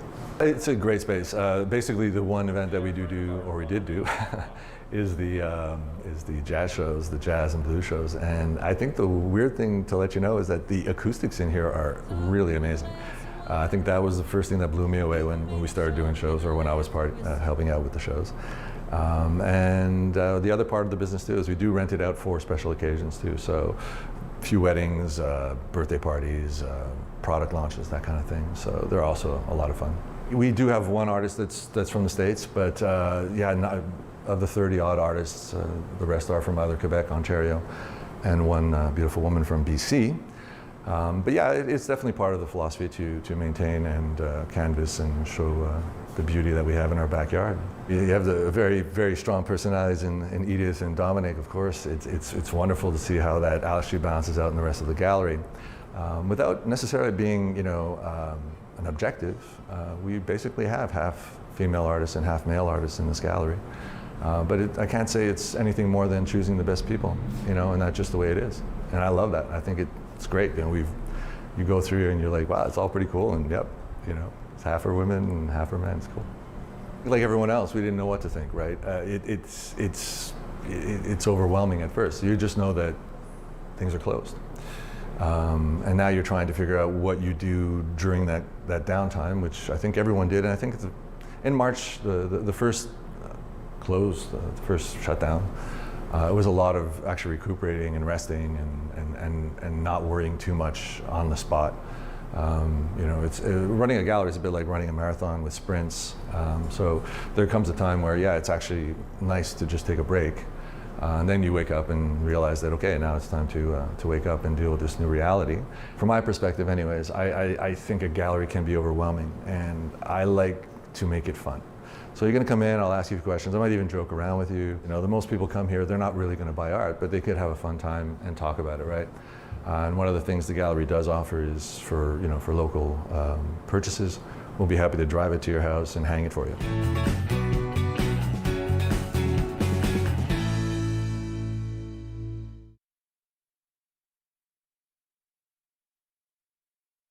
It's time to talk back on the Rob Snow Show. Have your say and call now. 613-750-1310. Going through some of the columns and editorial reaction to the new stay-at-home order, state of emergency imposed yesterday by Doug Ford, came into effect at midnight. Robin Urbach in the Globe and Mail, really like her stuff. She used to write for the National Post and the CBC and now the Globe and Mail. Quote, first wave lockdowns were marked by fear, second wave by frustration, and now anger. Quote, the provincial government, Ford government, having not learned the importance of staying 2 weeks ahead of the virus over the last 12 months, waited to change course until the signs of the third wave were undeniable. An abrupt about-face, lacking any fresh ideas, impossible to justify. Eventually, people will push back. Over at the National Post this morning, Chris Selly's column is headlined, Ontario's new stay-at-home order is the province's latest pandemic humiliation.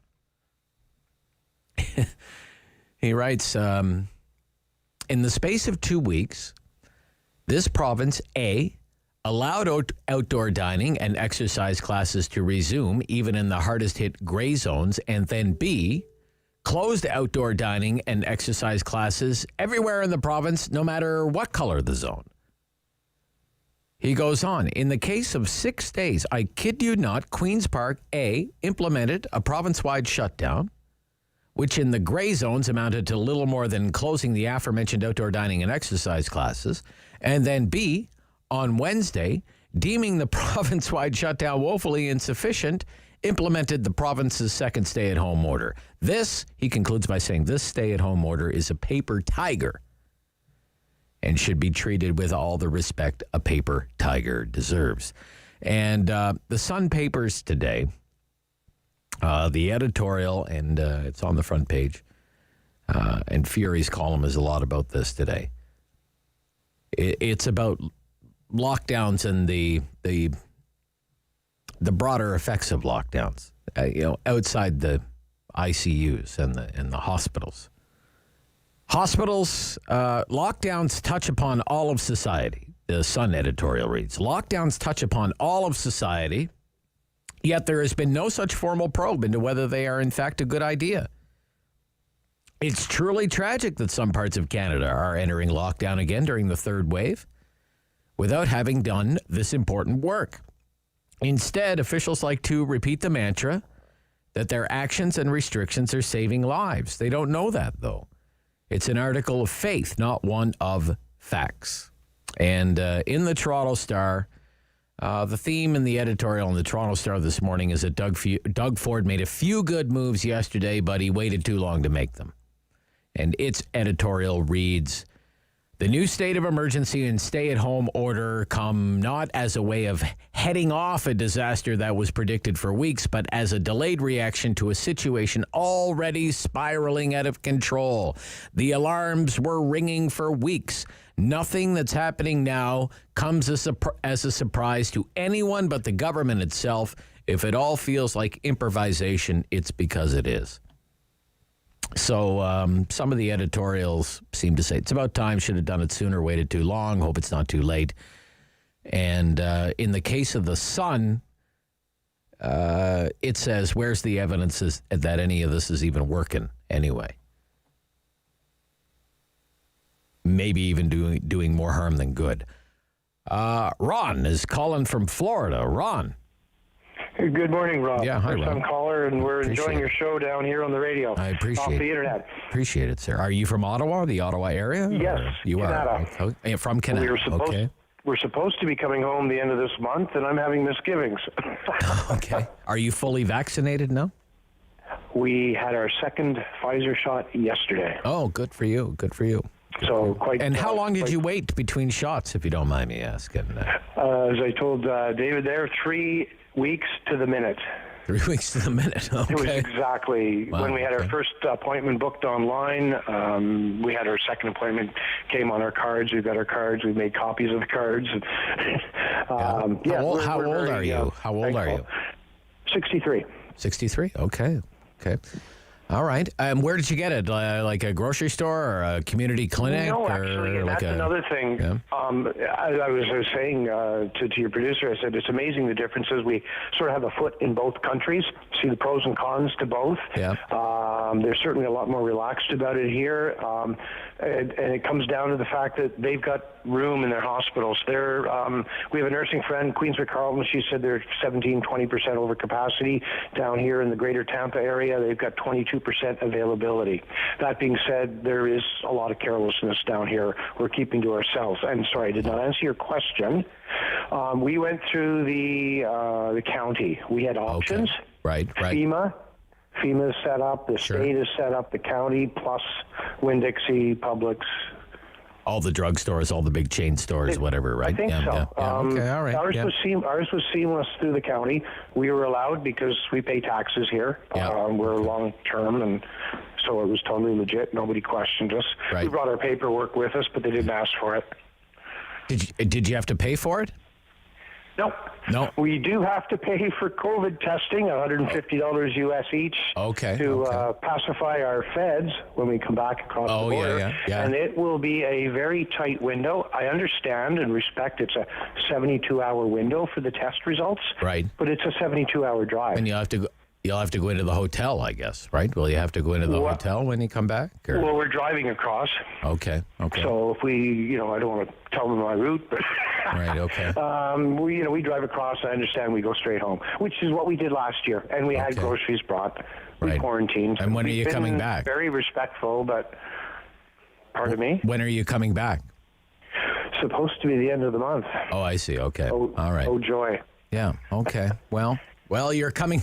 There's not going to be much to do when you get here, but welcome home, Ron. No, welcome home. I'm looking forward to it. Okay. We've got more property here than we do. We're in a semi-detached in Canada, and we're going to be restricted to doing circles in our backyard. Yeah, I guess for a couple of weeks. Thank you, Ron. Thank you for calling, sir. I'm glad you're well, though, and you're protected anyway. It's good. Good news. Oh, yeah, Thank you. absolutely. Yeah. All right. Thank you.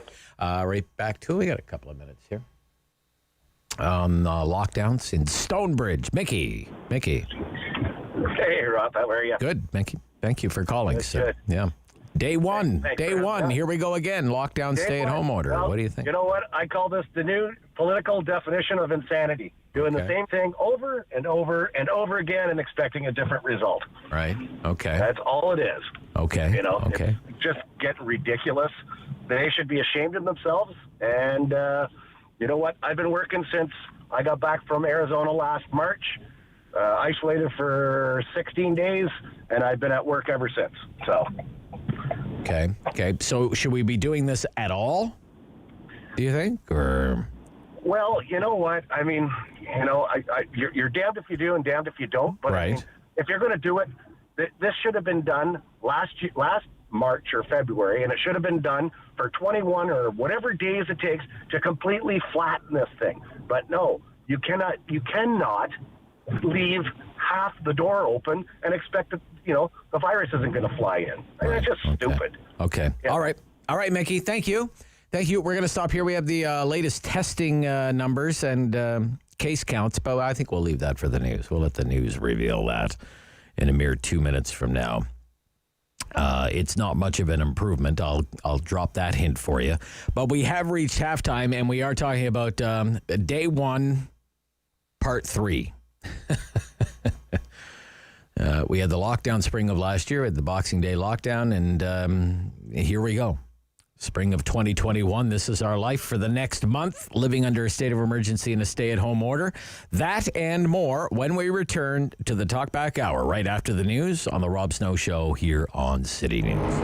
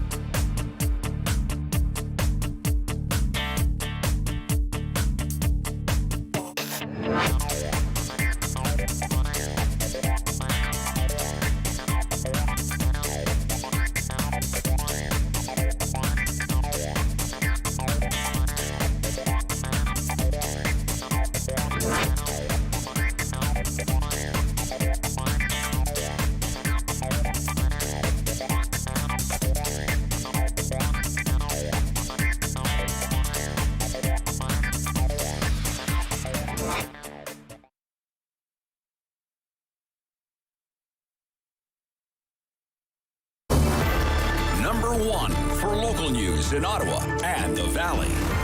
This is City News, now on 101.1 FM and 1310 AM. It's Thursday, April 8th. Good morning. I'm Andrew Boyle. Right now in Ottawa, 13 degrees. In Smiths Falls right now, it's 14. And here's what's making news this hour. What we did a couple of weeks ago reflected in COVID numbers today. And on this first day of the third stay-at-home order, Ontario reporting another 3,295 cases of COVID-19. 160 of them are in Ottawa, 16 are in Leeds, Grenville, Lanark, 38 in the Eastern Ontario Health Unit, 7 in Renfrew. The numbers come from just about 63,800 tests that were completed. Largest number of cases in this reporting period, once again in Toronto with 900. 33. The province is also reporting an additional 19 deaths from COVID-19. Pharmacists say they want an increased number of their members given doses of the vaccine to distribute. The Ontario Pharmacists Association said it would like both Pfizer and Moderna shots as well to use. Health experts advocating for migrant farm workers say COVID-19 vaccines have to be offered with accessibility in mind. The province is preparing to vaccinate more workers during the current phase of the vaccine rollout. Some health units have started offering shots already, but a working group of experts says workers raised concerns about early vaccination pilots that lacked advance notice and did not provide everyone with consent forms. City News Time, 10:32. I'm Andrew Boyle. For News Anytime, follow up online at ottawa.citynews.ca. Talk back. Hello. On the Rob Snow Show. The phone lines are open at 613-750-1310. Now, the Rob Snow Show continues. What do you think about the decisions that Doug Ford has made this week? Stay-at-home order, state of emergency. What do you think? Was it about time? About time, Doug? Not needed. What are you doing to me, Doug? Doesn't go far enough, Doug. Don't do this at all, Doug. What do you think? 750-1310, 750-1310. Email therobsnowshow@ottawa.citynews.ca. Dave writes, it doesn't go far enough. Lock it down without exception. Other than grocery and pharma, that's it. As far as golf goes, I have a membership, but I fully understand people being upset. What this creates is economic privilege. Economic privilege. David, you are economically privileged. I knew it all along. I could smell your privilege from over here. Yes. Mary writes, I cannot call as I am in the lineup at Mr. Lube. Stop with the lockdowns, she writes. Those who are afraid should stay home. You can get everything delivered now. Trudeau is sitting pretty with his ridiculous offer to help the provinces. Just get the vaccines, buddy. I'm 53 and I've had enough. And Berkeley writes, yes, this lockdown is necessary. It's the only thing that works. It's been proven in New Zealand and Australia. Well, maybe it's been proven here because I was looking up this morning. I mean, how fast all of this has come upon us. Okay, this spike in cases. Today is the 8th of April. And we have 3,295 cases. We had 3,215 yesterday in Ontario. That was the number as of yesterday. And the Ottawa number as of yesterday was 196. 200 seems to be around the kind of like the new baseline for Ottawa. We're kind of hugging the 200 level. I can remember when Dr. David Williams used to say the province as in its entirety should not reopen. This was way back during the spring of last year. The province we shouldn't reopen the economy until we're down to 200 cases across the entire province. Now we're at 200 cases a day just in the city of Ottawa. But anyway, April 8th. So a month ago, March 8th, Ontario-wide, there were 1,631 cases a month ago. And in Ottawa, there were 56. So in 1 month, the increase is 97% across Ontario and 250% in Ottawa in a month. When you go back to February 8th, we were still in a lockdown, the stay-at-home order still in effect. And the numbers were Ontario-wide, 1,265, and in Ottawa, 38. So the percentage increase is 155% Ontario-wide and a 415% increase in cases in Ottawa in 2 months. And when you go back 3 months, that's where it becomes obvious that what we've all done here is we've done a round trip. We're right back to where we were right after the Christmas holidays. Remember? There was all kinds of worry where people are going to gather. They're going to do the Christmas thing. We had a spike in cases. People were traveling and people were shopping because it's hard to fight human nature. We had a lockdown came into effect on Boxing Day. January 8th, the numbers came out. Well, there was a delay, January 8th, because it was a weekend. But it was somewhere between 3,500 and 3,800. And in Ottawa, the number was 184. That was a record for that day. So the percentage since then is down about 8%, and Ottawa's up 5%. But what I'm trying to highlight here is how we've done this complete round trip. It's April, and we're right back to where we were right after the Christmas holidays, right after we celebrated New Year's, if you even celebrated New Year's. I think I was in bed at 9 o'clock. And round trip means we're right back into stay-at-home orders. But under the stay-at-home orders, the cases went down.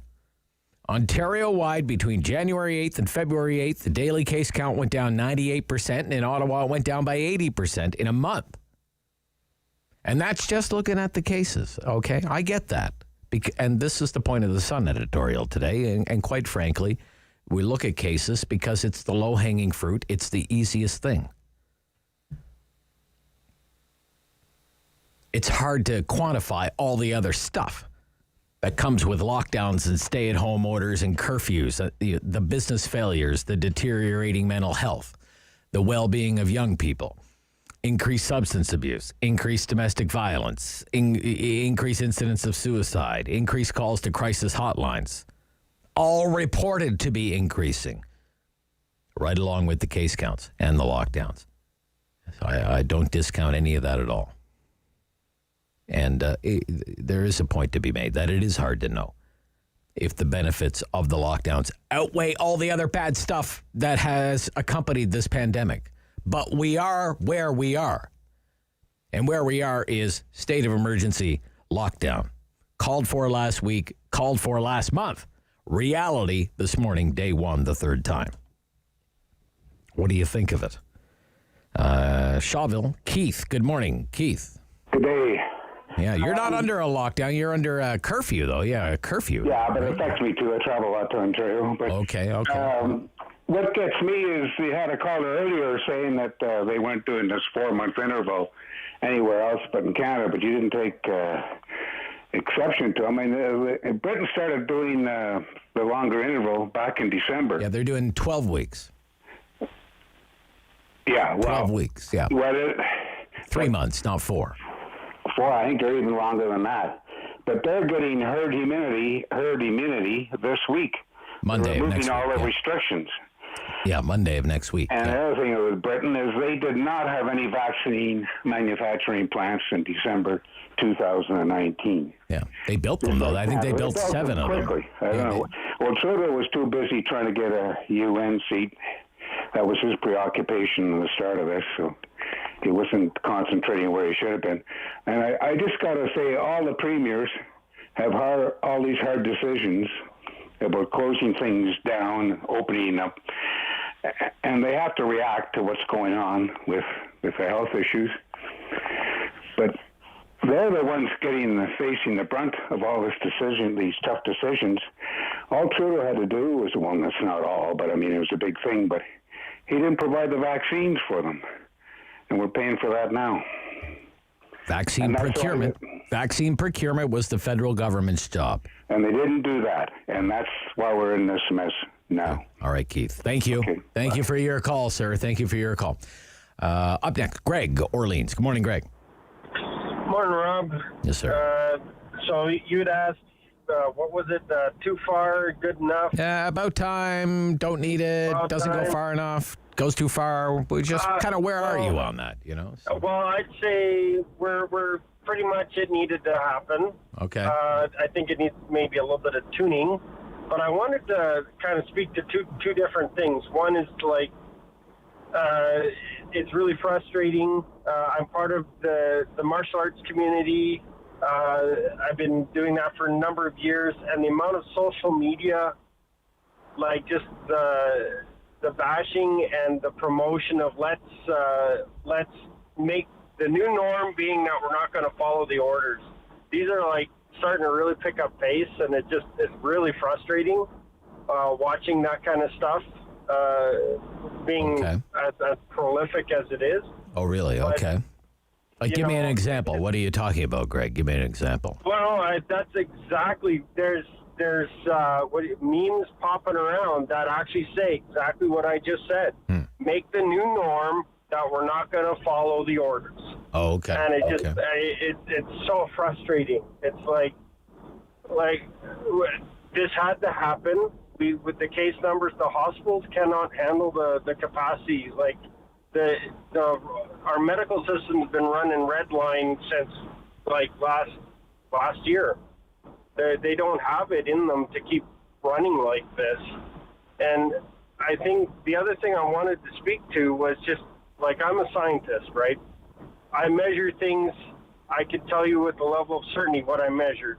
Part of the problem that we're trying to see here is that we're trying to do policy based on both data, which isn't being collected in the best and most consistent way, which then requires a lot of interpretation, and then you get what we get, right? One area is doing one thing with the same data, and the other area is doing something very different, and then the general public are going like, these guys don't know what they're talking about, and the reality is because the data is just too subjective. And, you know, so anyway, those are the 2 points. It had to happen. Had to happen, okay.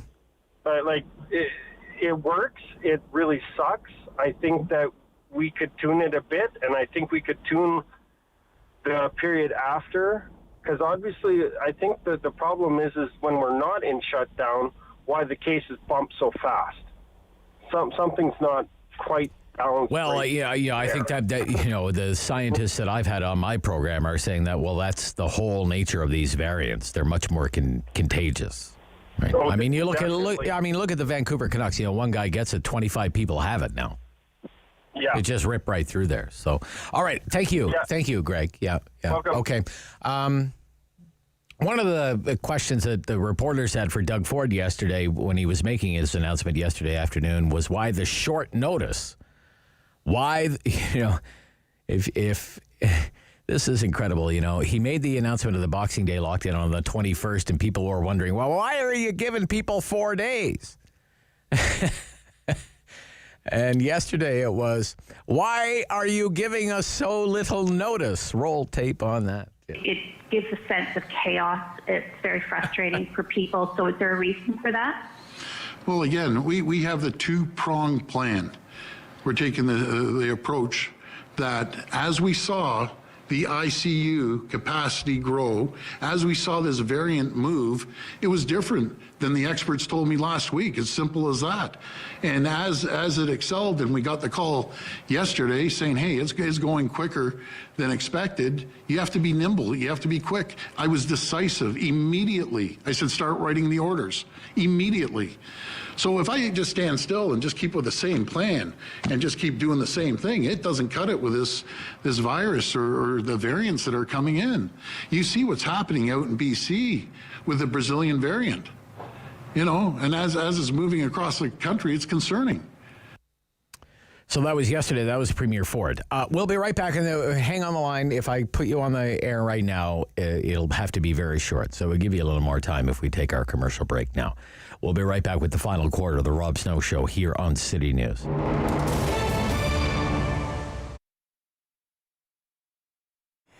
Well, we all loved our rock T-shirts growing up, right? It was our badge. Hey, we went to this concert. We knew that band inside out. So we kept doing that and kept promoting that.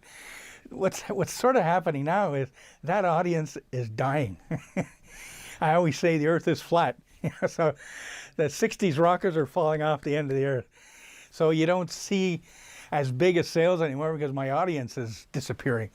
What's sort of helping to promote that history is the kids are buying vinyl. And luckily we have a vinyl shop in the neighborhood here, a record center.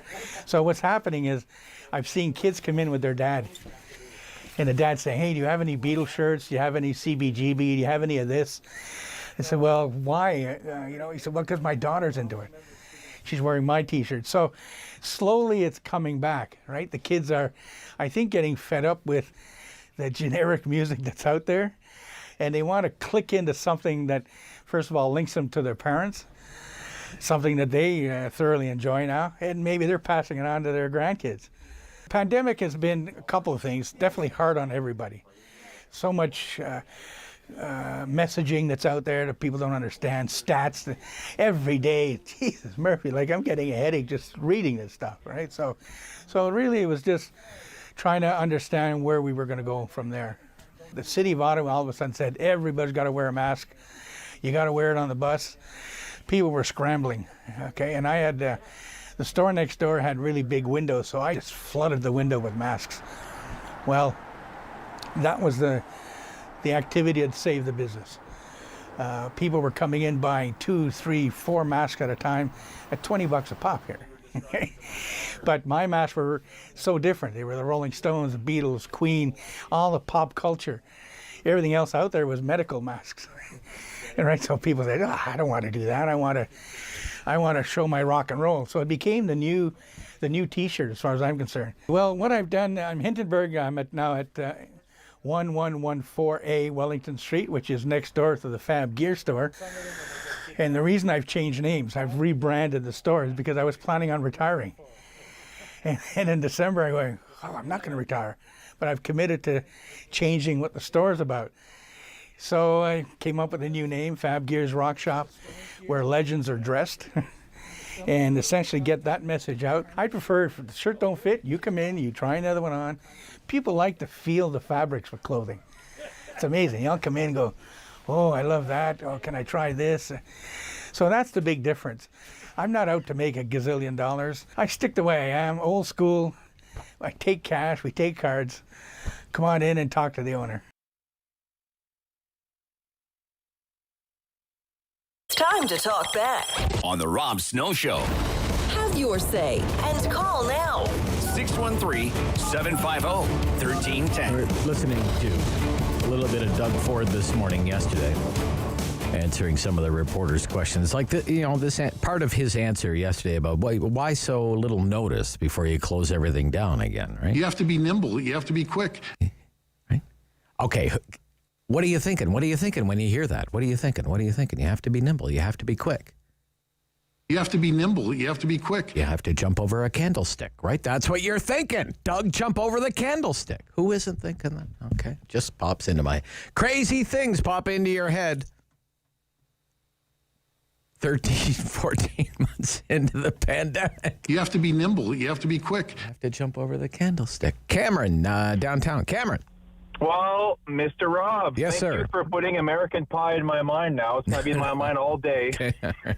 It won't leave in my mind. Right. You know when a song is stuck in your head? Now, thank you. I'm stuck with that one. Okay. All right. Yep. All right, so, look, as you know, I'm a driver. I'm everywhere in the city. Yeah. And I'm telling you, like, this lockdown is an absolute mockery of everyone's lives and everyone's time, because I'm out at Bronson, and I'm always at the McDonald's near Bronson. Right, right, yeah. And it's like there's like Bronson and Carling around that area, right? Yeah. Yeah, exactly, where the wonderful red light cameras are. Yeah. Okay. And it's like nothing happened. Everybody's out. Yeah. And it's come on, it's a joke. It's an absolute joke. Okay. It doesn't look like we're locked down, in other words. Nope. Yeah, out. It's a beautiful day in the park type of thing, and sure. If your chakras are aligned and you think positively, the virus will never affect you. So I guess. So we are under a stay-at-home order, but lots of people are not staying at home. But I guess if you consider Ottawa your home, it's okay to be outside, like because you're at home. Right. Okay. That's a joke. I'm telling you. Okay. Thanks, Cameron. Thanks. Hey, one more thing, please. Okay. One more thing, Sure. if I may. Very quickly. Yesterday, I spoke with a law firm about how Uber Eats is refusing its drivers to change a small policy where drivers would leave the food in the lobby. Right. Yeah. Instead of going to apartment buildings, especially with the new variants. Yeah. That attacks our age like more than before. Right. And when I hear of the story of the woman in Toronto that died because her husband brought it home from work. Yeah. Now, I think about these things. Am I bringing this stuff home? All I'm asking is, could Uber Eats try to just do one thing? Tell your customers and the drivers to stop at the lobby for apartment buildings. So that law firm, which is a law firm that has commercials on your station, said that that should be done through the city. Oh, okay. So All right. if there's Okay. any counselors listening, you guys should try to push that in an effort to make things safer for everyone, that us drivers that are everywhere in the city, you guys should mandate Uber to stop the driver at the lobby. We provide an essential service. We bring food to everyone. We're glad to do it. We're not asking for more money. We already make a lot of it. Yeah. Okay. All right. The appeal is out there, Cameron. Yeah. Okay. Gotta go. Full phone lines here. Everybody's called in the last 10 minutes. Gary, Ottawa. Good morning, Gary. Morning, Gary. Good morning. Yeah. Hi, Gary. 2 quick points. Sure. Yeah. First of all, I live alone. I want to find out, and I've been unable to do so far, if the protocols for this lockdown are the same as the last one, where I can stay in a bubble with my daughter and son-in-law. And I haven't been able to find anything out about it. Okay. All right. Number 2, I agree with the lawsuit that's coming out of Toronto, especially for people who were promised a vaccine and then won 28 days later, and then the protocol changed to 4 months. I think that's illegal. Okay. Well, medical battery would be the legal term that they're going to try and prove if it ever gets that far. Yeah. I think it's a pressure tactic is what I took away from that interview right now. David has just found the language that you're looking for. The government says individuals who live alone, like you, Gary, and single parents may consider having exclusive close contact with another household to reduce the negative impact of social isolation. That has not changed. That has not changed. Thank you very much. Okay. Appreciate All right, it. Gary. You're welcome, sir. Yeah. Great. Thanks. Bye-bye. Yeah. You are on top of it today, buddy, Dave. You are on fire. Kathy. Good morning, Kathy. You're on City News. Good morning. Hi. I wanted to answer your question and give one quick comment. Sure thing. I don't think it goes far enough. Doesn't go far enough. Should be locked down tighter, you're saying. Yes, absolutely. Stay at home means stay at home. I just had an argument with David about his golfing. But the other thing is I'm quite frustrated about that lady who's worrying about her socks and magazines. And, I have to say that, can you imagine if we're in a war? And chocolate too, Kathy. And chocolate. Okay, come on now. But can you imagine those people that were in wars and if they had to worry about I couldn't get my favorite magazine? And you know what? We can get it off Amazon. But honestly, if that's your biggest worry, that your sock drawer might deplete over just 1 month, that's just sad. Let's focus on the bigger picture and not pick apart these little bits here. People need to stay at home. I'm nervous. I'm in my mid-50s. I don't have any vaccines. I can't get one yet. And I want people to stay at home and stop spreading this. Yeah, good point. We're not asking you to, say, for example, the greatest generation survived the Depression and then fight the Nazis, storm the beaches of Normandy, right? Sure. Good point. So Yeah. tell that lady if she runs out of socks, put on her flip-flops. It's a lovely day. Right. Okay. I think you just did, Kathy. Thank you. All right. I'm not getting between the two of you. No way. Thank you. 750-1310. It's the Talk Back Hour here on the Rob Snow Show. Kevin is in Carleton Place. Morning, Kevin. You're on City News. Yes, thank you, Rob. Just passed the Canadian golf course, and it's packed. Oh, it is? Okay. Yeah. It's packed. Yeah. Literally packed. However, all right. Just a comment. I'm indifferent to the lockdowns. Yeah. We've been through a few of them now, so I'm quite indifferent to it. I do, because if you take a look of the different states down the states, the way they've attacked it and what they've done, not so much in the lockdowns, they've freed things up or whatever, and they don't seem to be having any big surges down there, any different than probably any other place. So it's just a different tactic. But the one thing I do know is that Doug Ford is 100% doing what he needs to do to be not chewed to death by the media. Because I believe that's the narrative that a lot of the people, well, of course, a lot of the upper people certainly want to see follow. And something also on that, just comment quickly on, the doctor that you had on before the Talk Back Hour started. Yeah. I think you asked him, you queried him, I think, about Dr. Warner. Yeah. Dr. Warner. Have you ever seen anything like this again?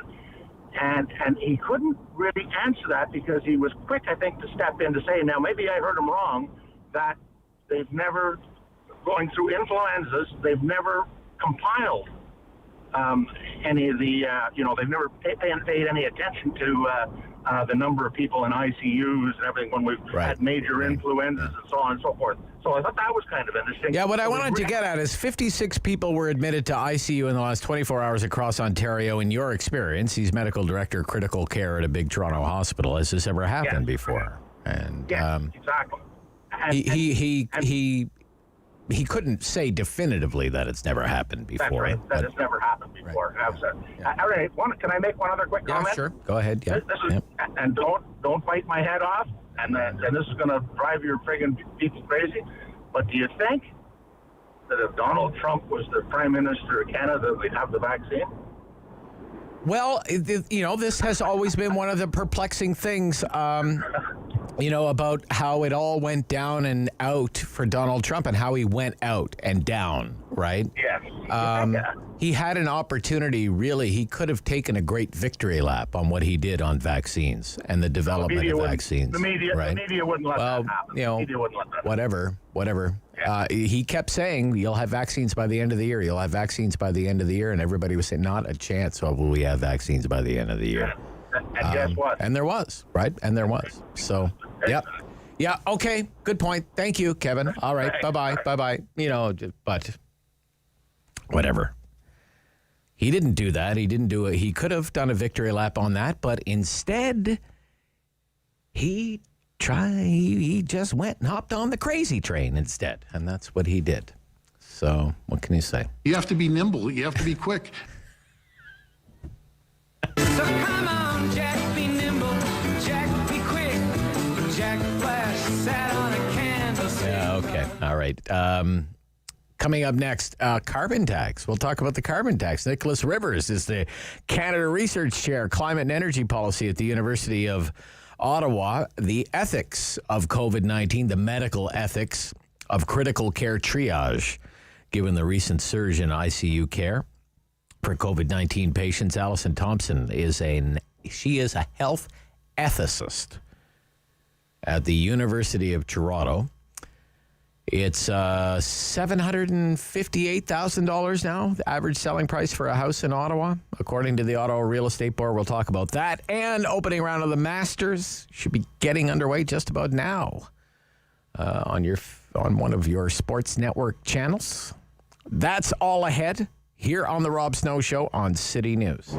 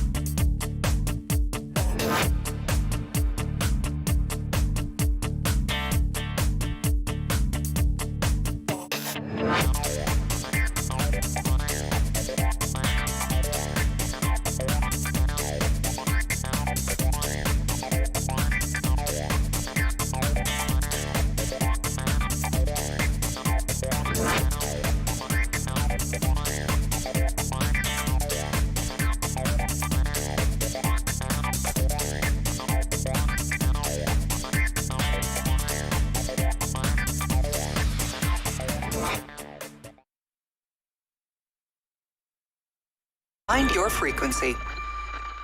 This is City News. CIWW 1310 AM in Ottawa. And CJET 1011 FM in Smiths Falls and the Valley. Number 1 for local news in Ottawa and the Valley. This is City News, now on 1011 FM and 1310 AM. It's Thursday, April 8th. Good morning. I'm Andrew Boyle. Right now in Ottawa, 13 degrees. In Smiths Falls, 14. And here's what's making news in Ottawa and the Valley. It is the first day of the third stay-at-home order in Ontario, and the province reporting another 3,295 COVID cases. 160 of them are in Ottawa, 60 are in Leeds, Grenville, Lanark. There are 38 new cases in the Eastern Ontario Health Unit, 7 more in Renfrew. The largest number of cases in this reporting period comes from Toronto, 933. The province is also reporting another 19 deaths. A record 57 new patients admitted to ICUs across Ontario as a third wave does continue to surge. Dr. Michael Warner is medical director at critical care Michael Garron Hospital in Toronto. He tells City News the new variants of concern are more transmissible in younger people. 10 of our 17 beds right now are COVID patients. The average age is 46. In Wave 1 and Wave 2, that was not the case. The new variant, especially in B117, the one originating in the UK, which is the dominant one in Ontario, is a completely different disease. This is not classic COVID. Now, he says these younger people are the ones doing essential work, but also haven't been vaccinated yet, and that is a bad mix. Warner adds the average stay length is currently around 15 to 20 days. That's up from 3 to 5 when patients skewed older, and ICU admissions are expected to increase over the next month. City News Time, 11:02. The Ontario Pharmacists Association calling on the province to expand just how many pharmacies are offering vaccinations against COVID, urging them to expand what type of shot is provided as well. Here's City News reporter Alex Gouge. Association CEO Justin Bates says the Pfizer and Moderna vaccines need to be offered in pharmacies to help reduce wait lists while getting as many people vaccinated as possible. He tells me more pharmacies also need to be able to provide folks with the jabs. I think we only have 700 out of 4,600 pharmacies right now participating. So the capacity can be that much greater. We can do 1 million a week if we have all of our pharmacies onboarded and providing administering vaccines. Bates adds the 55-plus age limit with the AstraZeneca vaccine is an issue since the rollout is expanding to those younger than that demographic. Alex Gouge, City News. City News Time, 11:03. The OPP investigation into suspicious deaths at the Hawkesbury Hospital continues. Post-mortem exams have been completed now, according to a release just sent by the OPP. Toxicology reports and analysis, though, could take several months. It was March 25th when the OPP was called to the hospital after an 89-year-old patient was pronounced dead at the scene. A 35-year-old doctor has been formally charged with 1 count of first-degree murder.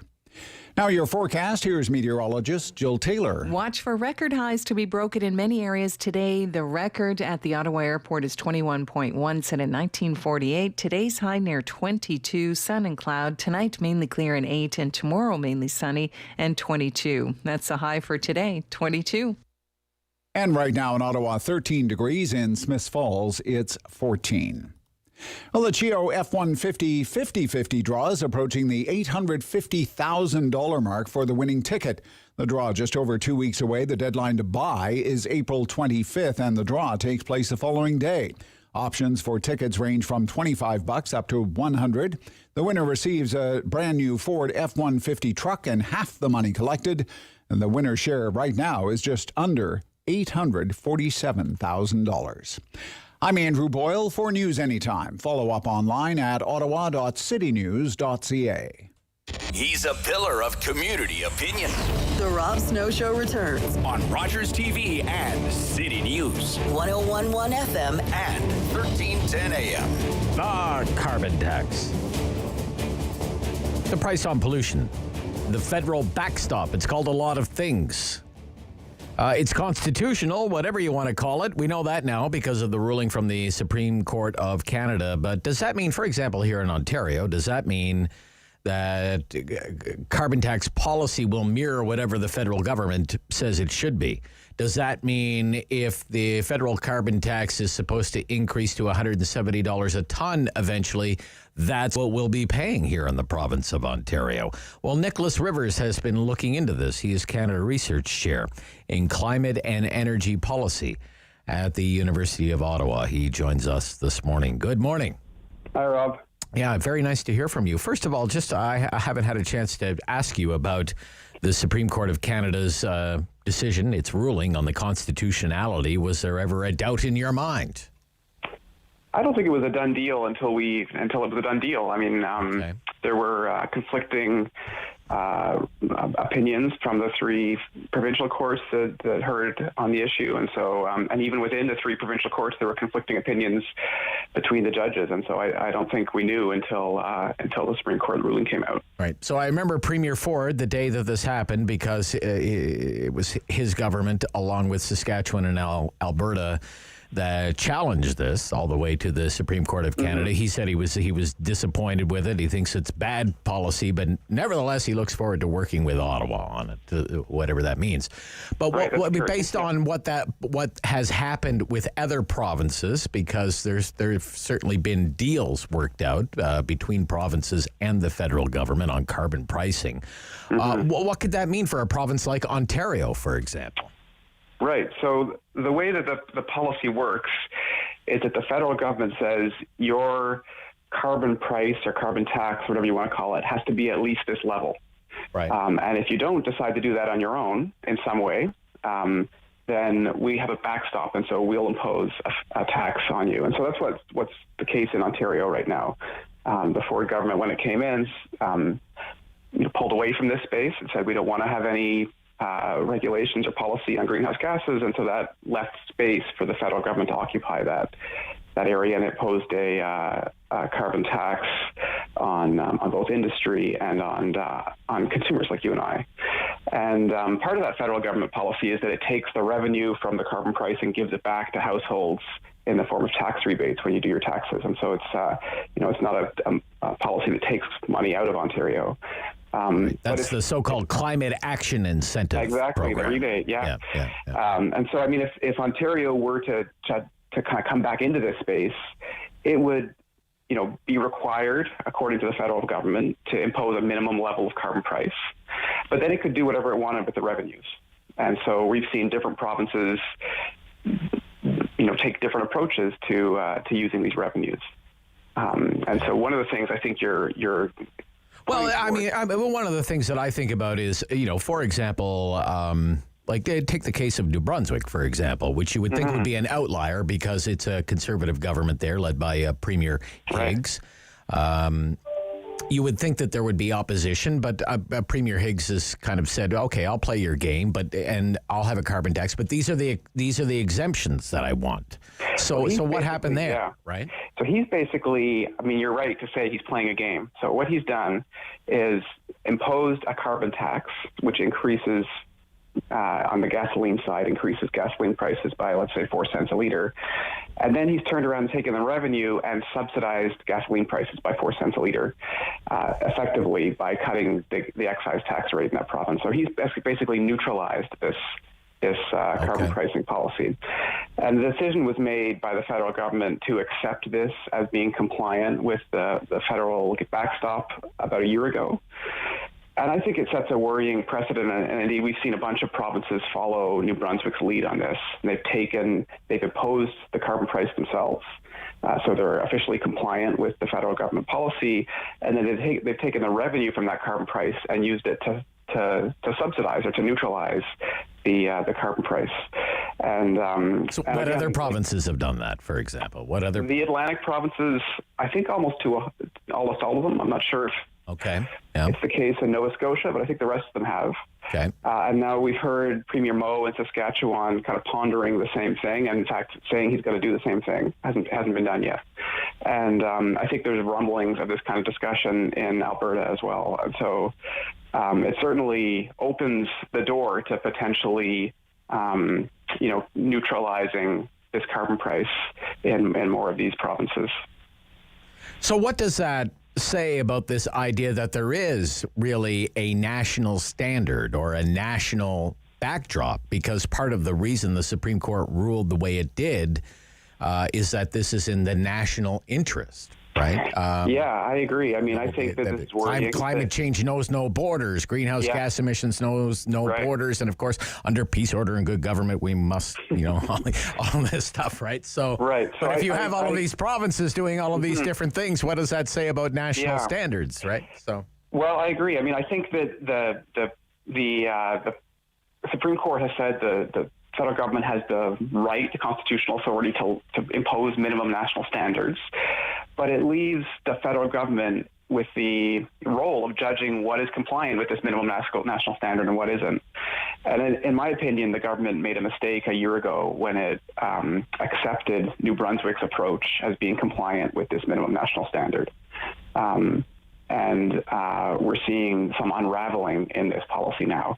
I wouldn't say the whole thing is unraveled, but it certainly is a worrying precedent. I mean, this is just it focused mostly on gasoline consumption, right? And so much of the rest of the system remains intact, but it certainly does set a worrying precedent. And in fact, New Brunswick has also tinkered with its residential natural gas bills as well to kind of offset the effect of the policy on residential natural gas. And so I think that, what I would like to see is some kind of revisiting of this decision in the coming year or two by the federal government to close up some of these loopholes. Okay. What about Quebec? Because we were part of a carbon trading system, cap and trade with Quebec and California. Yeah. Premier Ford's government got out of that. But ran an election, got out of that after winning the election. But Quebec has never left that, and it's been argued that effectively shields Quebec from paying whatever this floor price is supposed to be for a ton of carbon under the cap and trade system, that while it may go all the way up to $170 a ton at the federal level as the so-called backstop, Quebec will never, the Quebecers will never be paying that under cap and trade. How accurate is that? Well, we don't quite know if they'll never be paying it because it's hard to predict the future. Okay. But you're right to say today that they're not paying a price that's as high as the federal backstop price. But they're not out of compliance with the policy, because the policy says, the minimum regulatory standard for the federal government says, you either have to set a carbon price of, this year it's $40 a ton and it's slowly rising up to $170, or you have to have a cap and trade system that has the same limit on greenhouse gases as the federal limit. So we're trying to hit a 30% target by the year 2030, and the Quebec cap and trade system is stronger than that. And so they're going to cut emissions by more than 30% by the year 2030.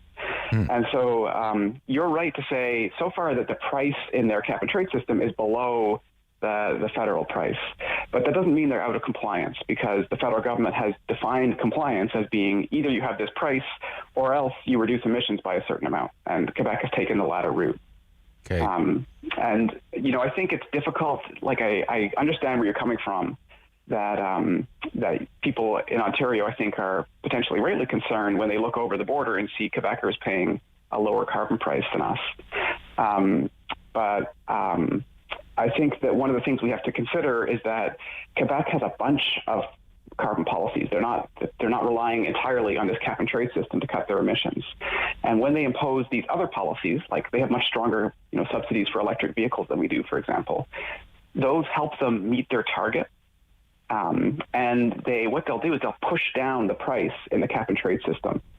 So basically what's happening is Quebec is not doing all of the work to get towards its target with its cap and trade system. There's a whole bunch of other policies as well, and those make the cap and trade system price look lower. And so it's really difficult to judge exactly which system is more stringent than the other, because you can't just look at one policy. You have to look at the whole bundle of them. Yeah, I'm sorry, Professor Rivers. Also, just on the taxpayer side, at tax time, they don't get the rebate either.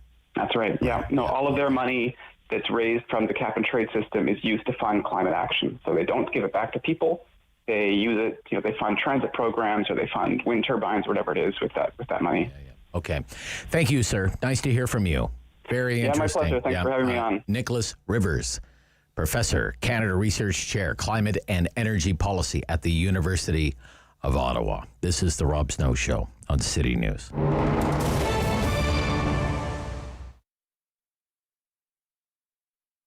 Here at the Thirsty Maiden, we offer a variety of products.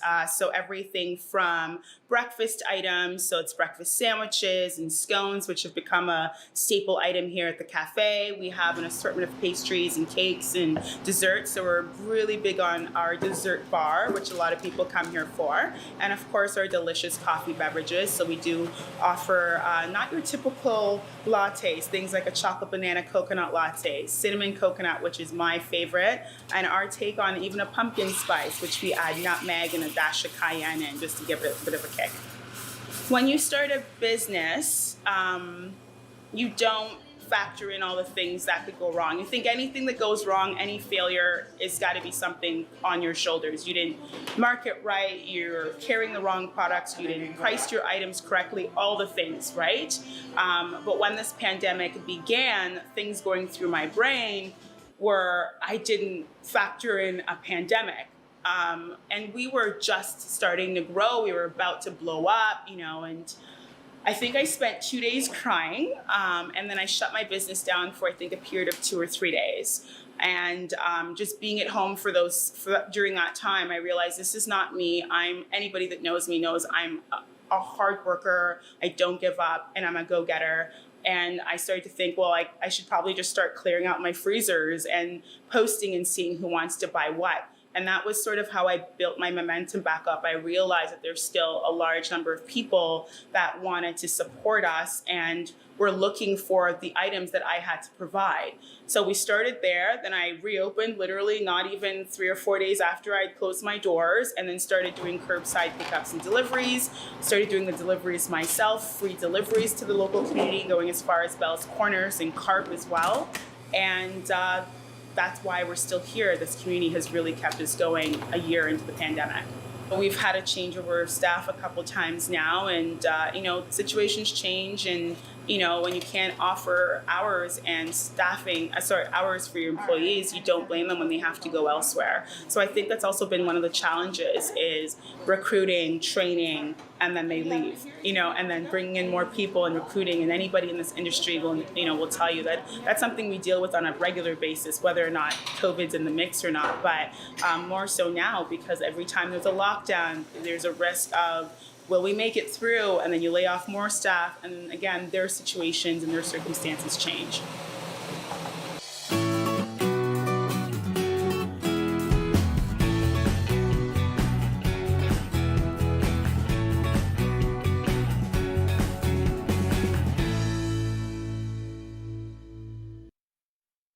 The opinionated Ottawa icon.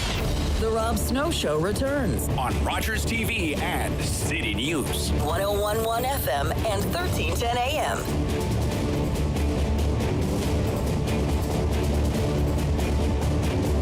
Critical care triage.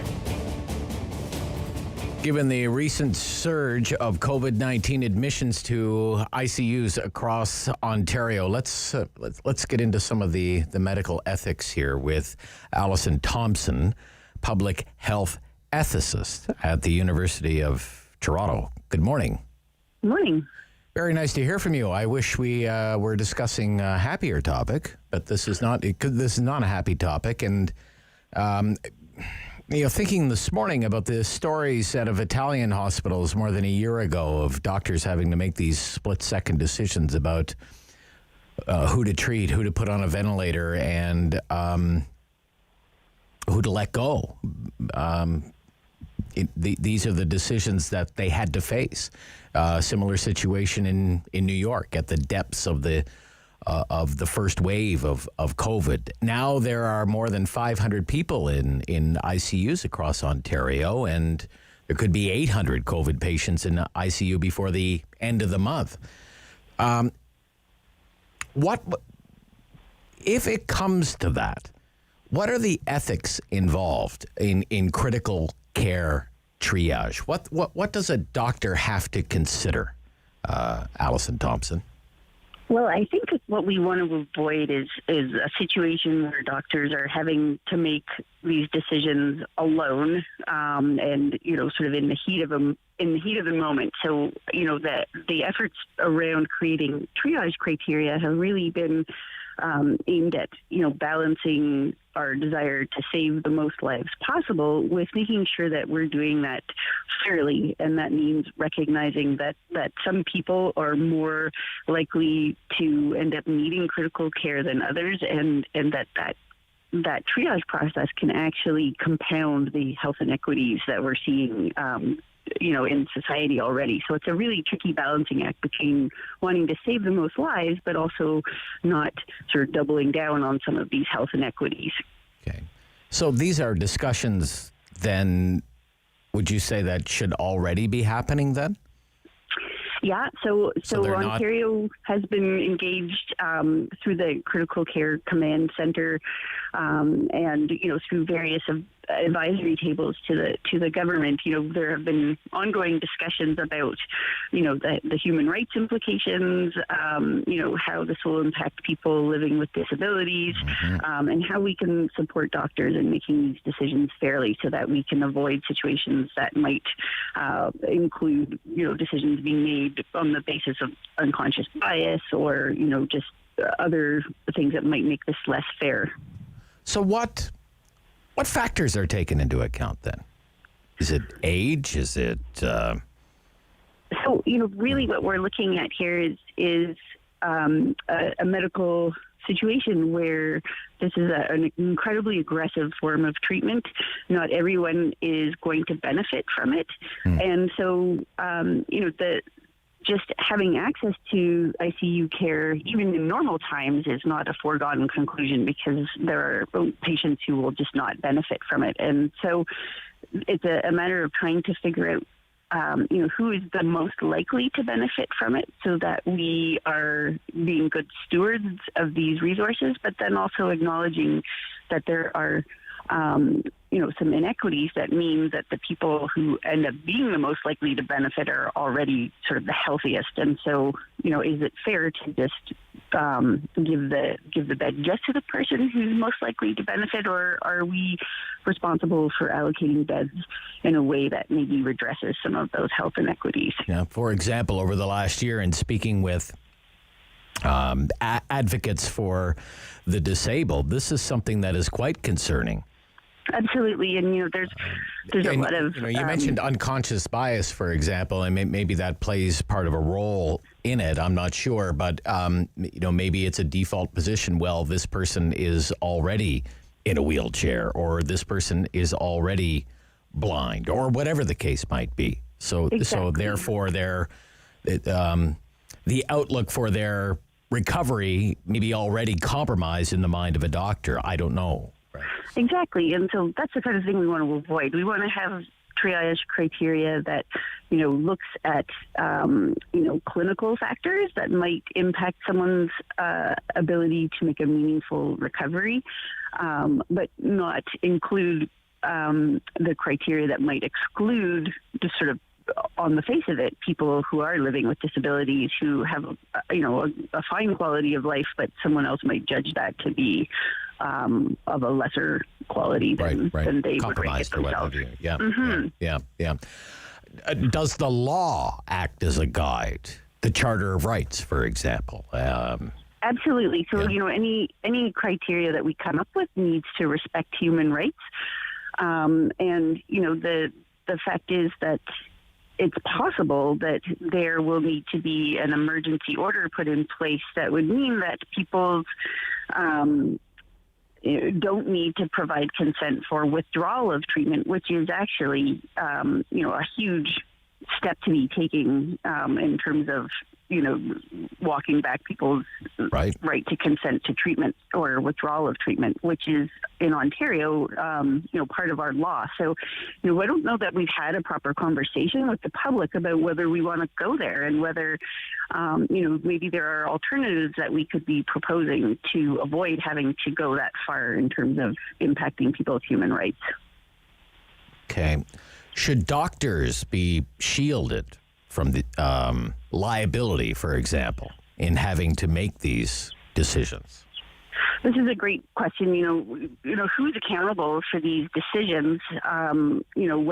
When it's a system-wide approach to triage, this is a good question. So, what we're hearing from physicians is that they are not going to implement any triage criteria unless they are indemnified legally from the possible legal repercussions of this.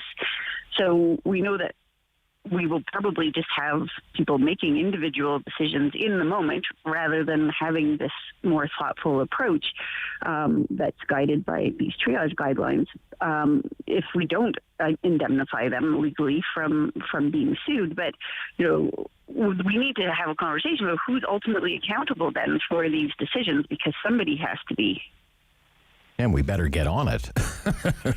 Right. Yeah, I mean, to be frank here, the Ontario government has really, as Michael Garner here in Toronto, ICU physician, has said, this is a nuclear football for them. They don't want to have this conversation because it's acknowledging that things are out of hand. But what's really out of hand is that we haven't talked about this, and we've had people working on this for over a year, and the public has not been able to access these recommendations that are coming from various advisory tables. They have not been able to see the criteria, and it is well past time for a public conversation about what we want this to look like, because ultimately this is a question about public values.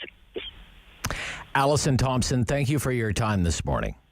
Thank you. Yeah. Alison Thompson is a public health ethicist and out working at the University of Toronto. Debra Wright is the president of the Ottawa Real Estate Board, which is out with its latest monthly numbers. Okay. So a condo, average sale price for a condo in Ottawa is now $437,000, and that was an increase of 18% over the last year. And the average sale price for what they call a residential class property, which is basically anything but a condo, $758,000. $758,000, and that's up 35% in a year. The housing boom continues unabated in the capital city. We'll talk about it next and some of the factors at work on the Rob Snow Show right after the news here on City News.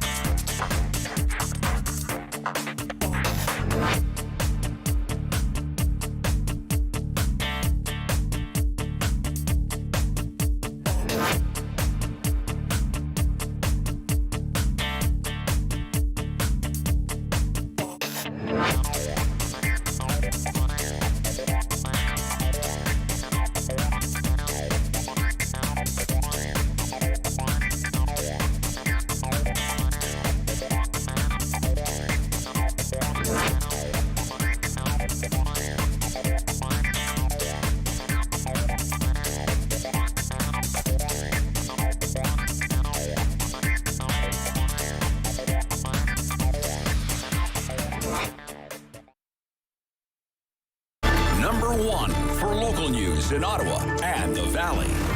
This is City News, now on 101.1 FM and 1310 AM.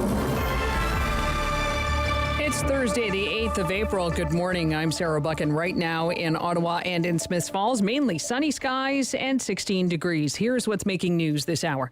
Public Health Ontario reports 160 new cases of COVID-19 in Ottawa out of 3,295 new cases across the province. 19 more people have died in Ontario as a result of the virus. Hospitalizations, the numbers of patients in intensive care and the number of patients on ventilators are all up. Today's numbers out of nearly 64,000 tests. Elsewhere locally, Leeds Grenville Lanark Health Unit reporting 14 new cases of COVID-19, 7 of those in the past 24 hours. Provincial Health reports 38 new cases in Eastern Ontario and 7 new cases in Renfrew County. The local health units update their numbers in the afternoon. Quebec is reporting another spike in COVID cases and hospitalizations linked to the virus. 1,609 new infections and an additional 16 people in hospital. The Outaouais is reporting 165 new cases today.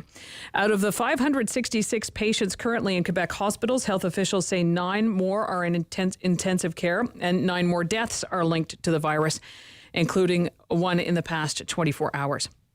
The Canadian Medical Association says new pandemic lockdown measures now in place in some provinces can't be lifted until there are clear signs that COVID-19 variants are under control.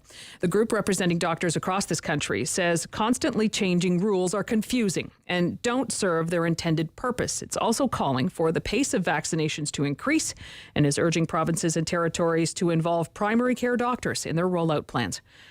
I'm Sarah Buchan. For News Anytime, follow up online at ottawa.citynews.ca.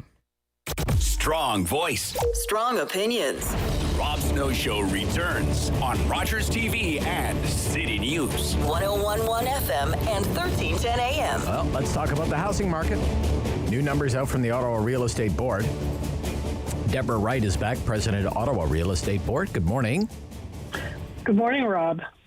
How's the market? It's a busy one, that's for sure.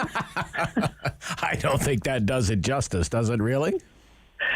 Well, it's been extremely active, and realtors are working very hard, and it's challenging for buyers and a little bit easier for sellers. Okay, so what's it like right now for people who are selling a house? Give us a sense of that. Well, for people who are selling a house, it's definitely stressful because selling a house always is stressful. Okay. But it is a little easier than maybe it has been in previous years. In that generally, in order to try and get the best possible value for your seller, offers are being held often for about a week. And at that point in time, we have an offer date, and if there's any interest, then the property will get sold for whatever the price might be. So that's a very neat and organized situation, and it means that properties are not necessarily languishing on the market for months and months and months. But depending on what you have and how much interest there is in it, you could have nonstop showings all day, every day. Yeah. Or you can be surprised to have only the occasional showing. So it's variable depending on the property. Okay, so when you think about what it was like March 2021 compared to March of 2020, when basically everything was shut down, what were the differences? Say for your members, for example, in the real estate Well, I was business. going to say it was a very different world in March. Interest in properties were different. Buyers were much more conservative, for one thing, so they weren't interested in paying excessive amounts for properties. Like, I had a great house on the market that had been on for a while, and a 4-bedroom with all the bells and whistles, extra en suites, and gorgeous house for $750, and no one was interested in paying that for it. But now that same house might be going for close to $1 million. Right. And there might be multiple bids on it, right? Oh, Many there would bids, definitely be. yeah. That's what would be driving up the price for certain. So there was that whole scenario that was different a little bit, even leading into what happened in March. But in March, towards the end of March, the market ground to a halt as the first lockdown occurred, and people didn't know what we could do, what we should do. It took about a week, if I recall correctly, before realtors were deemed to be essential services. But even then, we had to figure out how to function in a way that was responsible and safe. And realtors were also very concerned about themselves, their own health and their family's health. Yeah. And then we had the added scenario of everything being closed, so there isn't even a place for us to use a washroom if we need to on the day of showings, or to grab a cup of coffee. Yeah.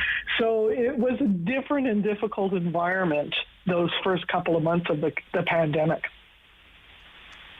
Now, an issue, and it's not just an Ottawa issue, but as we're learning, one of the big issues is just a shortage of listings, supply.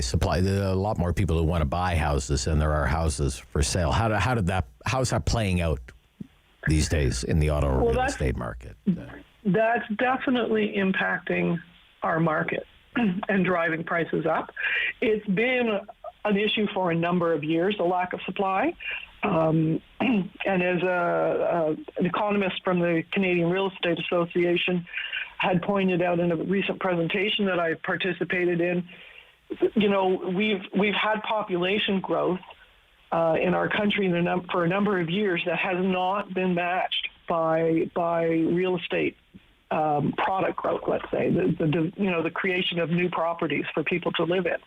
And so this pent-up demand has been occurring for a number of years, and with interest in moving, people have an interest in gaining more space, changing lifestyle because they're working at home, kids are at home more, things like that. They're looking for a little more space. That has definitely increased the demand a little bit. Yeah.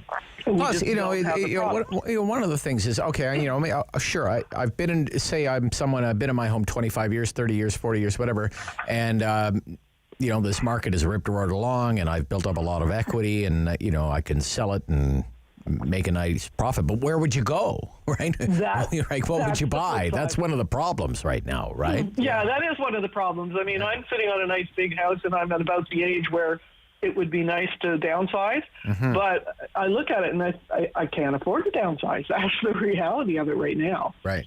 Yeah. Yeah. And what could I find? I'm not the kind of person who's going to want to bid lots and lots over asking in order to obtain a property.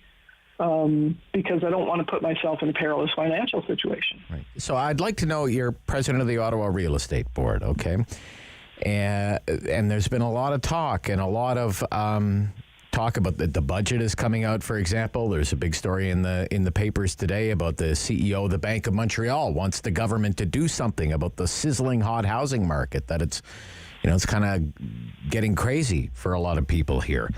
And a number of things are being proposed. For example, blind bidding, that the bidding process when it comes to houses should be more transparent. What do you think about that as president of the Ottawa Real Estate Board? Well, the reality is there has to be legislative change happen if that's to be the case, because right now we're not allowed, based on the law. The law does not allow us to reveal the contents of somebody else's bid. So those are pretty major changes that would need to occur, and they have to be well thought out before they do occur, because there are privacy issues. Homeowners don't necessarily want people knowing what they're selling their properties for. And so, that is not a simple solution, and it still doesn't eliminate the issue of there simply is not enough supply. So what's needed is action on all governments to help increase the supply of properties, make it easier for people to build. What's the buzz about the possibility of capital gains tax on a primary residence? Well, I've heard that there's going to be no change to the current law on that. That it would be a non-starter. Yeah, that it's a non-starter, at least at this point in time. Right, okay. All right. That benefits the government, but it doesn't benefit Canadians to start imposing a capital gains tax on your personal property. Okay, so it's here we are. We're just starting the second week of April. The weather's turning nice. The weather forecast is great. It's beautiful outside there today. Is this usually a hop in time in the real estate business in Ottawa? Is this the busiest time? Like one of the busiest times? Or it depends on a lot of things, but you're right. The weather's great, and so that will help. We don't know what's going to happen based on the latest lockdown. Right. Are you allowed to show homes now? You're not allowed. We're still allowed to show homes. Nothing has technically changed, but the transmission rate seems to be getting a little swifter, and I think some realtors who are in the younger groups and aren't qualified for vaccines yet are starting to feel a little concerned. So, plus if you want to list your home, do you want people coming through your home, right? Yes, there is that as well. Yeah. That's a serious concern for a lot of people, and it has been. That's where we were talking about in our recent press release about some pent-up supply. We know there are people who would like to list, but they don't want people tracing through their home at this point in time. So they're putting off selling their house. Okay. It's been very nice to speak with you this morning and kind of talk about some of the big issues that are happening in this red-hot housing market of ours. Thank you so much, Debra. Well, thank you. Nice to hear from you again. The president of the Ottawa Real Estate Board, Debra Wright. So I have their latest. I mean, it doesn't go by neighborhood. It's just kind of a snapshot. It goes by like dwelling type. Price last year in March and the price this year in March. 1.5 story this time last year. Well, March of last year. 1.5 story, $433,800. This year, $543,600. So, like an increase of $110,000 in a year. 2-story house. Get a load of this, David. 2-story house.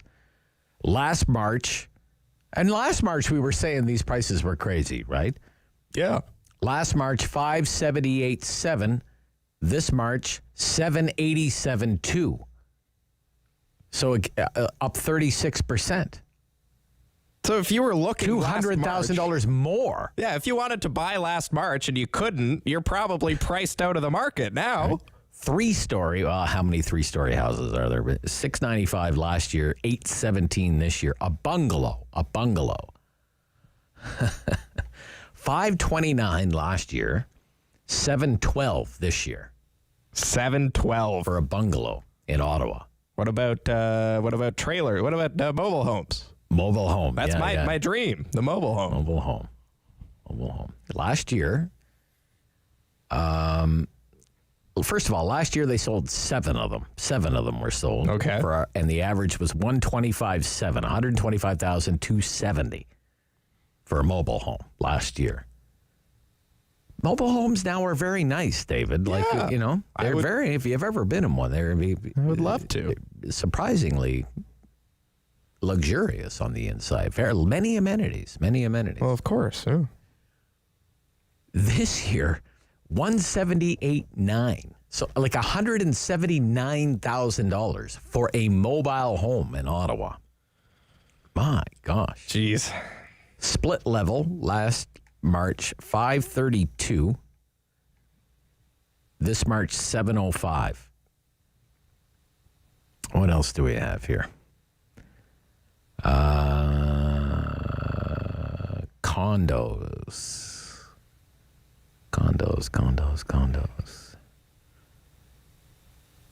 I do have it here somewhere. Yeah, $334,700 last year, $445,000 this year. $445,000 for a condo.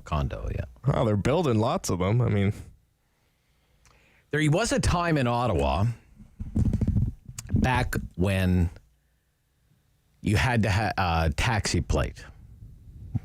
Remember, before Uber came.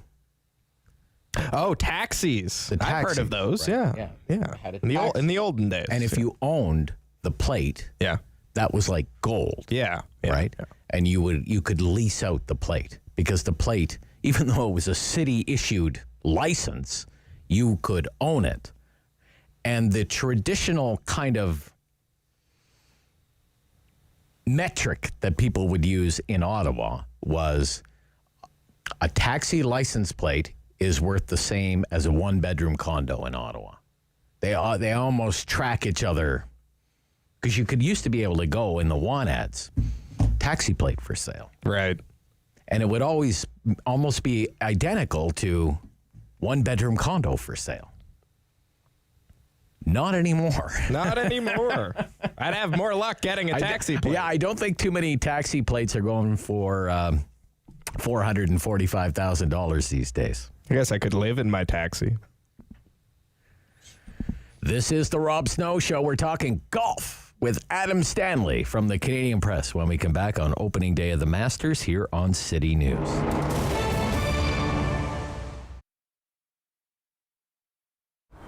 It's such a beautiful field because it's all natural. I'm able to talk to a lot of people who are going through different journeys of health where they really don't know where to start, where to begin.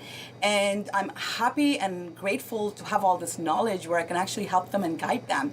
So, of course, medications have a great place in our system, but even so do natural therapies, which have been around for centuries and centuries. Like, old time, ancient times, everything, herbs grew, everything was done with nature, all healing was done with nature. So I'm totally in love with all the elements with nature. In our beautiful village of Manatik, the Manatik Natural Market, you can find tremendous different things. So we have herbs, we have vitamins, we have natural body care, we do infrared sauna therapy, nutrition counseling, acupuncture, Bowen therapy, energy healing. So we're like a wellness hub along with being a full health food store. We are 1 year into pandemic since it started last year in March.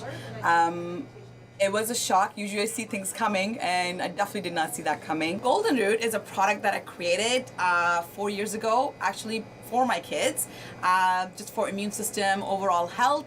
And it just took off with certain friends of mine who had cancer or some severe issues, and they started finding that it was really helping them from different tests they had done with their doctor. And I knew I had something really special. So then I went through the proper procedure of being able to sell it. So it's actually, I'm not allowed to make it anymore in my house 4 years ago, and it is made in a Health Canada approved lab, and then it comes to me.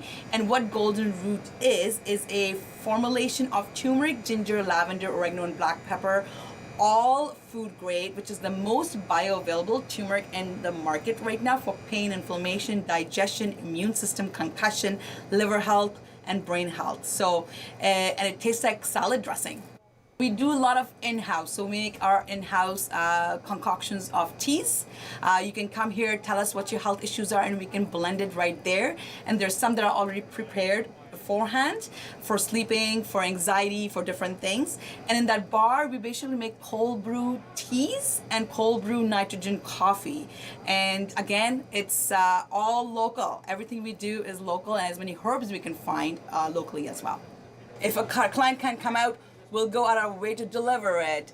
And you're getting that personal touch when you come in. If you have an issue, we will listen and help you. We're very, very active in the community, so we would like the same thing back for the community to come to.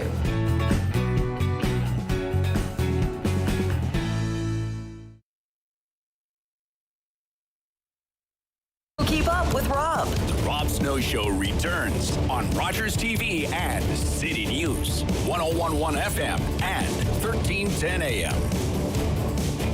The Masters underway in Augusta, Georgia. And early into the first round, at the turn, a Canadian sits atop the leaderboard. Corey Connors at 2 under by the looks of things right now, 2 under. So it's one of the most prestigious sports events in the world, and it's, of course, one of the majors in professional golf. And to talk about Masters weekend ahead, Adam Stanley, Canadian Press golf writer and host of the new podcast, Next Round's on Me. Good morning. Good morning. It's Masters Thursday again, but no complaints. Very nice to hear from you again, Adam. Thanks so much. And congratulations on that new podcast. And I understand you had a great first guest. I believe your first guest was Mike Weir. Is that right? That is correct. Thanks so much for the kind words there. Mike joined for episode number 1. You know, a new Canadian golf podcast launching the week of the Masters. He was the guy I wanted to speak with, and we had a very nice conversation. You know, he kind of took me inside the ropes of what it was really like to win the Masters. You know, almost 20 years ago now. You know, a couple of neat stories about you know, kind of the Sunday night dinner, the Sunday night celebration. Took me down into Augusta National's wine cellar, at least told me a couple of scoops about what goes down there. And yeah, it was fun. It was a great little chat. And he'll be playing this weekend, right? And he's playing pretty good golf these days. He seems to have really, you know, I won't say recaptured his own form, but is certainly much improved on where he was, I would say. So agreed. You know, he's had, you know, call it a rejuvenation, call it whatever you want after he's turned 50, but, you know, he's almost kind of accepted that he's in this different type of role now as a Canadian golfer. He loves, you know, being this captain of Team Canada, if you will. And, you know, ever since joining the senior tour, the 50 and up tour, you know, he's been playing really, really well. He's had 2 runner-up finishes his last 5 tournaments. He made the cut at the Masters in November for the first time since 2014, and shot an under par score for the first time in almost 10 years last year. So he has been, you know, not to say that he's going to challenge the guys who are basically half his age, but he's been playing nice golf, certainly of late. You never know. A couple of good rounds, maybe he makes the cut. Who knows, right? You never know. So exactly. Yep. Well, let's talk about the Canadians that are in the field. You know, and start with the person who is at the top of the leaderboard right now, near the Corey Connors. Tell us about his game. Yeah, Corey, you know, you open up the Masters leaderboard and there's a red and white flag, and you can't help but feel like, ooh, this could be fun. And Corey Connors, you know, he's from Listowel, Ontario, super small town, about 2.5 hours northwest of Toronto. This is his 4th Masters, so he's had some experience here now. Finished tied for 10th at the Masters in November. You know, Corey and I spoke before the tournament, and he was just like, listen, Adam, there's no hole on that golf course that scares me. I feel really confident right now. I work the ball from right to left, which is what you have to do at Augusta. He's like, I do that really well. And he's just feeling confident and comfortable. And it's been impressive to see how well he's played so far this season on the PGA Tour. And he really credits that to a change in his putting style. He's now putting with he's right-handed, but he's putting cross-handed with his left hand low, his right hand high. And he's improved about 100 spots in some key stats in putting on the PGA Tour this year. So he's got this complete game working right now, which is awesome to see. What about Mackenzie Hughes? Second Masters for Mackenzie Hughes. He didn't quite play certainly as well as he would have liked to in his debut in 2017, but Mackenzie had a really, really, really strong run at the end of 2020, which ended up earning him a spot in the Masters for this year. Really cool story. Connors and Hughes grew up together playing a bunch of golf tournaments as youngsters in southwestern Ontario, so they had their chance to finally play the Masters together, which is cool. And Mackenzie hasn't played as great in the early part of 2021 as he did in the late part of 2020. But he's a PGA Tour winner. He's played this golf course before. Now it's just a matter of, you know, kind of learning. And Augusta National certainly is a big time test. Okay. All right. Let's talk about the front runners. Who are the favorites for the Masters this year? You know, there's always so many, and I think we have to start with the defending champion, Dustin Johnson, who of course won the Masters in November in really record-setting fashion. 20 under par score for his 4 rounds, the lowest 4-round total ever in that tournament. So, you know, you have to lean towards the defending champion. Dustin Johnson's had 5 straight top 10s at the Masters, the most out of anyone. So DJ for sure. Jordan Spieth as well. Jordan has not played very good golf over the last 3-4 years, but has turned it around tremendously this year. And he won on the PGA Tour for the first time since 2017, just last week, just Sunday. So he's coming in off of a victory and tons of momentum, and he comes to a place that he is very comfortable. Last but not least, Justin Thomas. Justin Thomas won the Players' Championship in March. He's former world #1 golfer as well, and he's improved tremendously at the Masters every time he's teed it up. I think he went 30th, 20th, 15th, 12th, and then last year he finished 4th. So out of those 3 guys, you've got a pretty strong group right there at the top. All right, let's get David on here. David, give me your pick. Who are you going with here? It's got to be Jordan Spieth for me. I'm going to say Jordan Spieth. I'll say Jordan Spieth by 3 strokes or more. Wow. I just love the way that guy is playing golf. That's bold, but not as bold as my prediction. Okay, I told you I'm picking the outsider. There's actually a write-up in the paper about him today, about how excited he is. His son is caddying for him. I'm going with Lee Westwood, 48 years old, never won a major. What do you think of that? What do you think of our picks, Adam? What do you think of our picks here? Well, you've kind of gone older and younger, which is impressive. I like the sentimental value of the Lee Westwood pick because I think he's been playing some really, really good golf. He's also had a real pivot in his mindset. He's just like, my life is awesome. Yeah. And it's all good. And I think that's actually been beneficial for him. Now, do I think he'll contend this week? Let's just say I think Jordan Spieth has a better chance to win the Masters this week. Well, Westwood's 2 over right now. 2 over through 4. So, okay. Well, whatever. We'll see what happens. Who are you picking? I would probably have to say Justin Thomas, for those reasons that I mentioned a few minutes ago. Just the fact that Augusta National is a complete test. And Justin Thomas, hits the ball super long for a guy who's actually pretty small. His ball striking, he's in top 15 on tour in basically every category. His putting has improved amazingly over the last couple of years. And again, he won the Players not that long ago. The Players certainly is one of the top events on the tour and one of the toughest as well. So for all those things and more, I like Justin Thomas this week. Okay. The controversy. I mean, we've seen Major League Baseball pull the All-Star game out of Georgia, for example, because of the voting rights law. Did Augusta National address that controversy at all? Fred Ridley, who's the chairman of the Masters tournament and Augusta National, he was asked about it. He's a lawyer, lifetime lawyer, and gave a very lawyer-esque answer insofar as saying that, the voting rights are the rights of any American and they should be allowed to be exercised or something along those lines. So were the questions asked? Absolutely. I think unlike the Major League Baseball All-Star game, it does have the opportunity to be moved around. This tournament does not. And I don't think they were ever going to cancel the Masters. Okay. Thank you, Adam Stanley. Enjoy the next few days of golf. Should be great. Thank you. Thank you. Yeah, bye-bye. Adam Stanley from the Canadian Press. That's it for the Rob Snow Show. The Mark Sutcliffe Show right after the news. We're back tomorrow. We'll do the Friday. This program is brought to you by Ignite TV.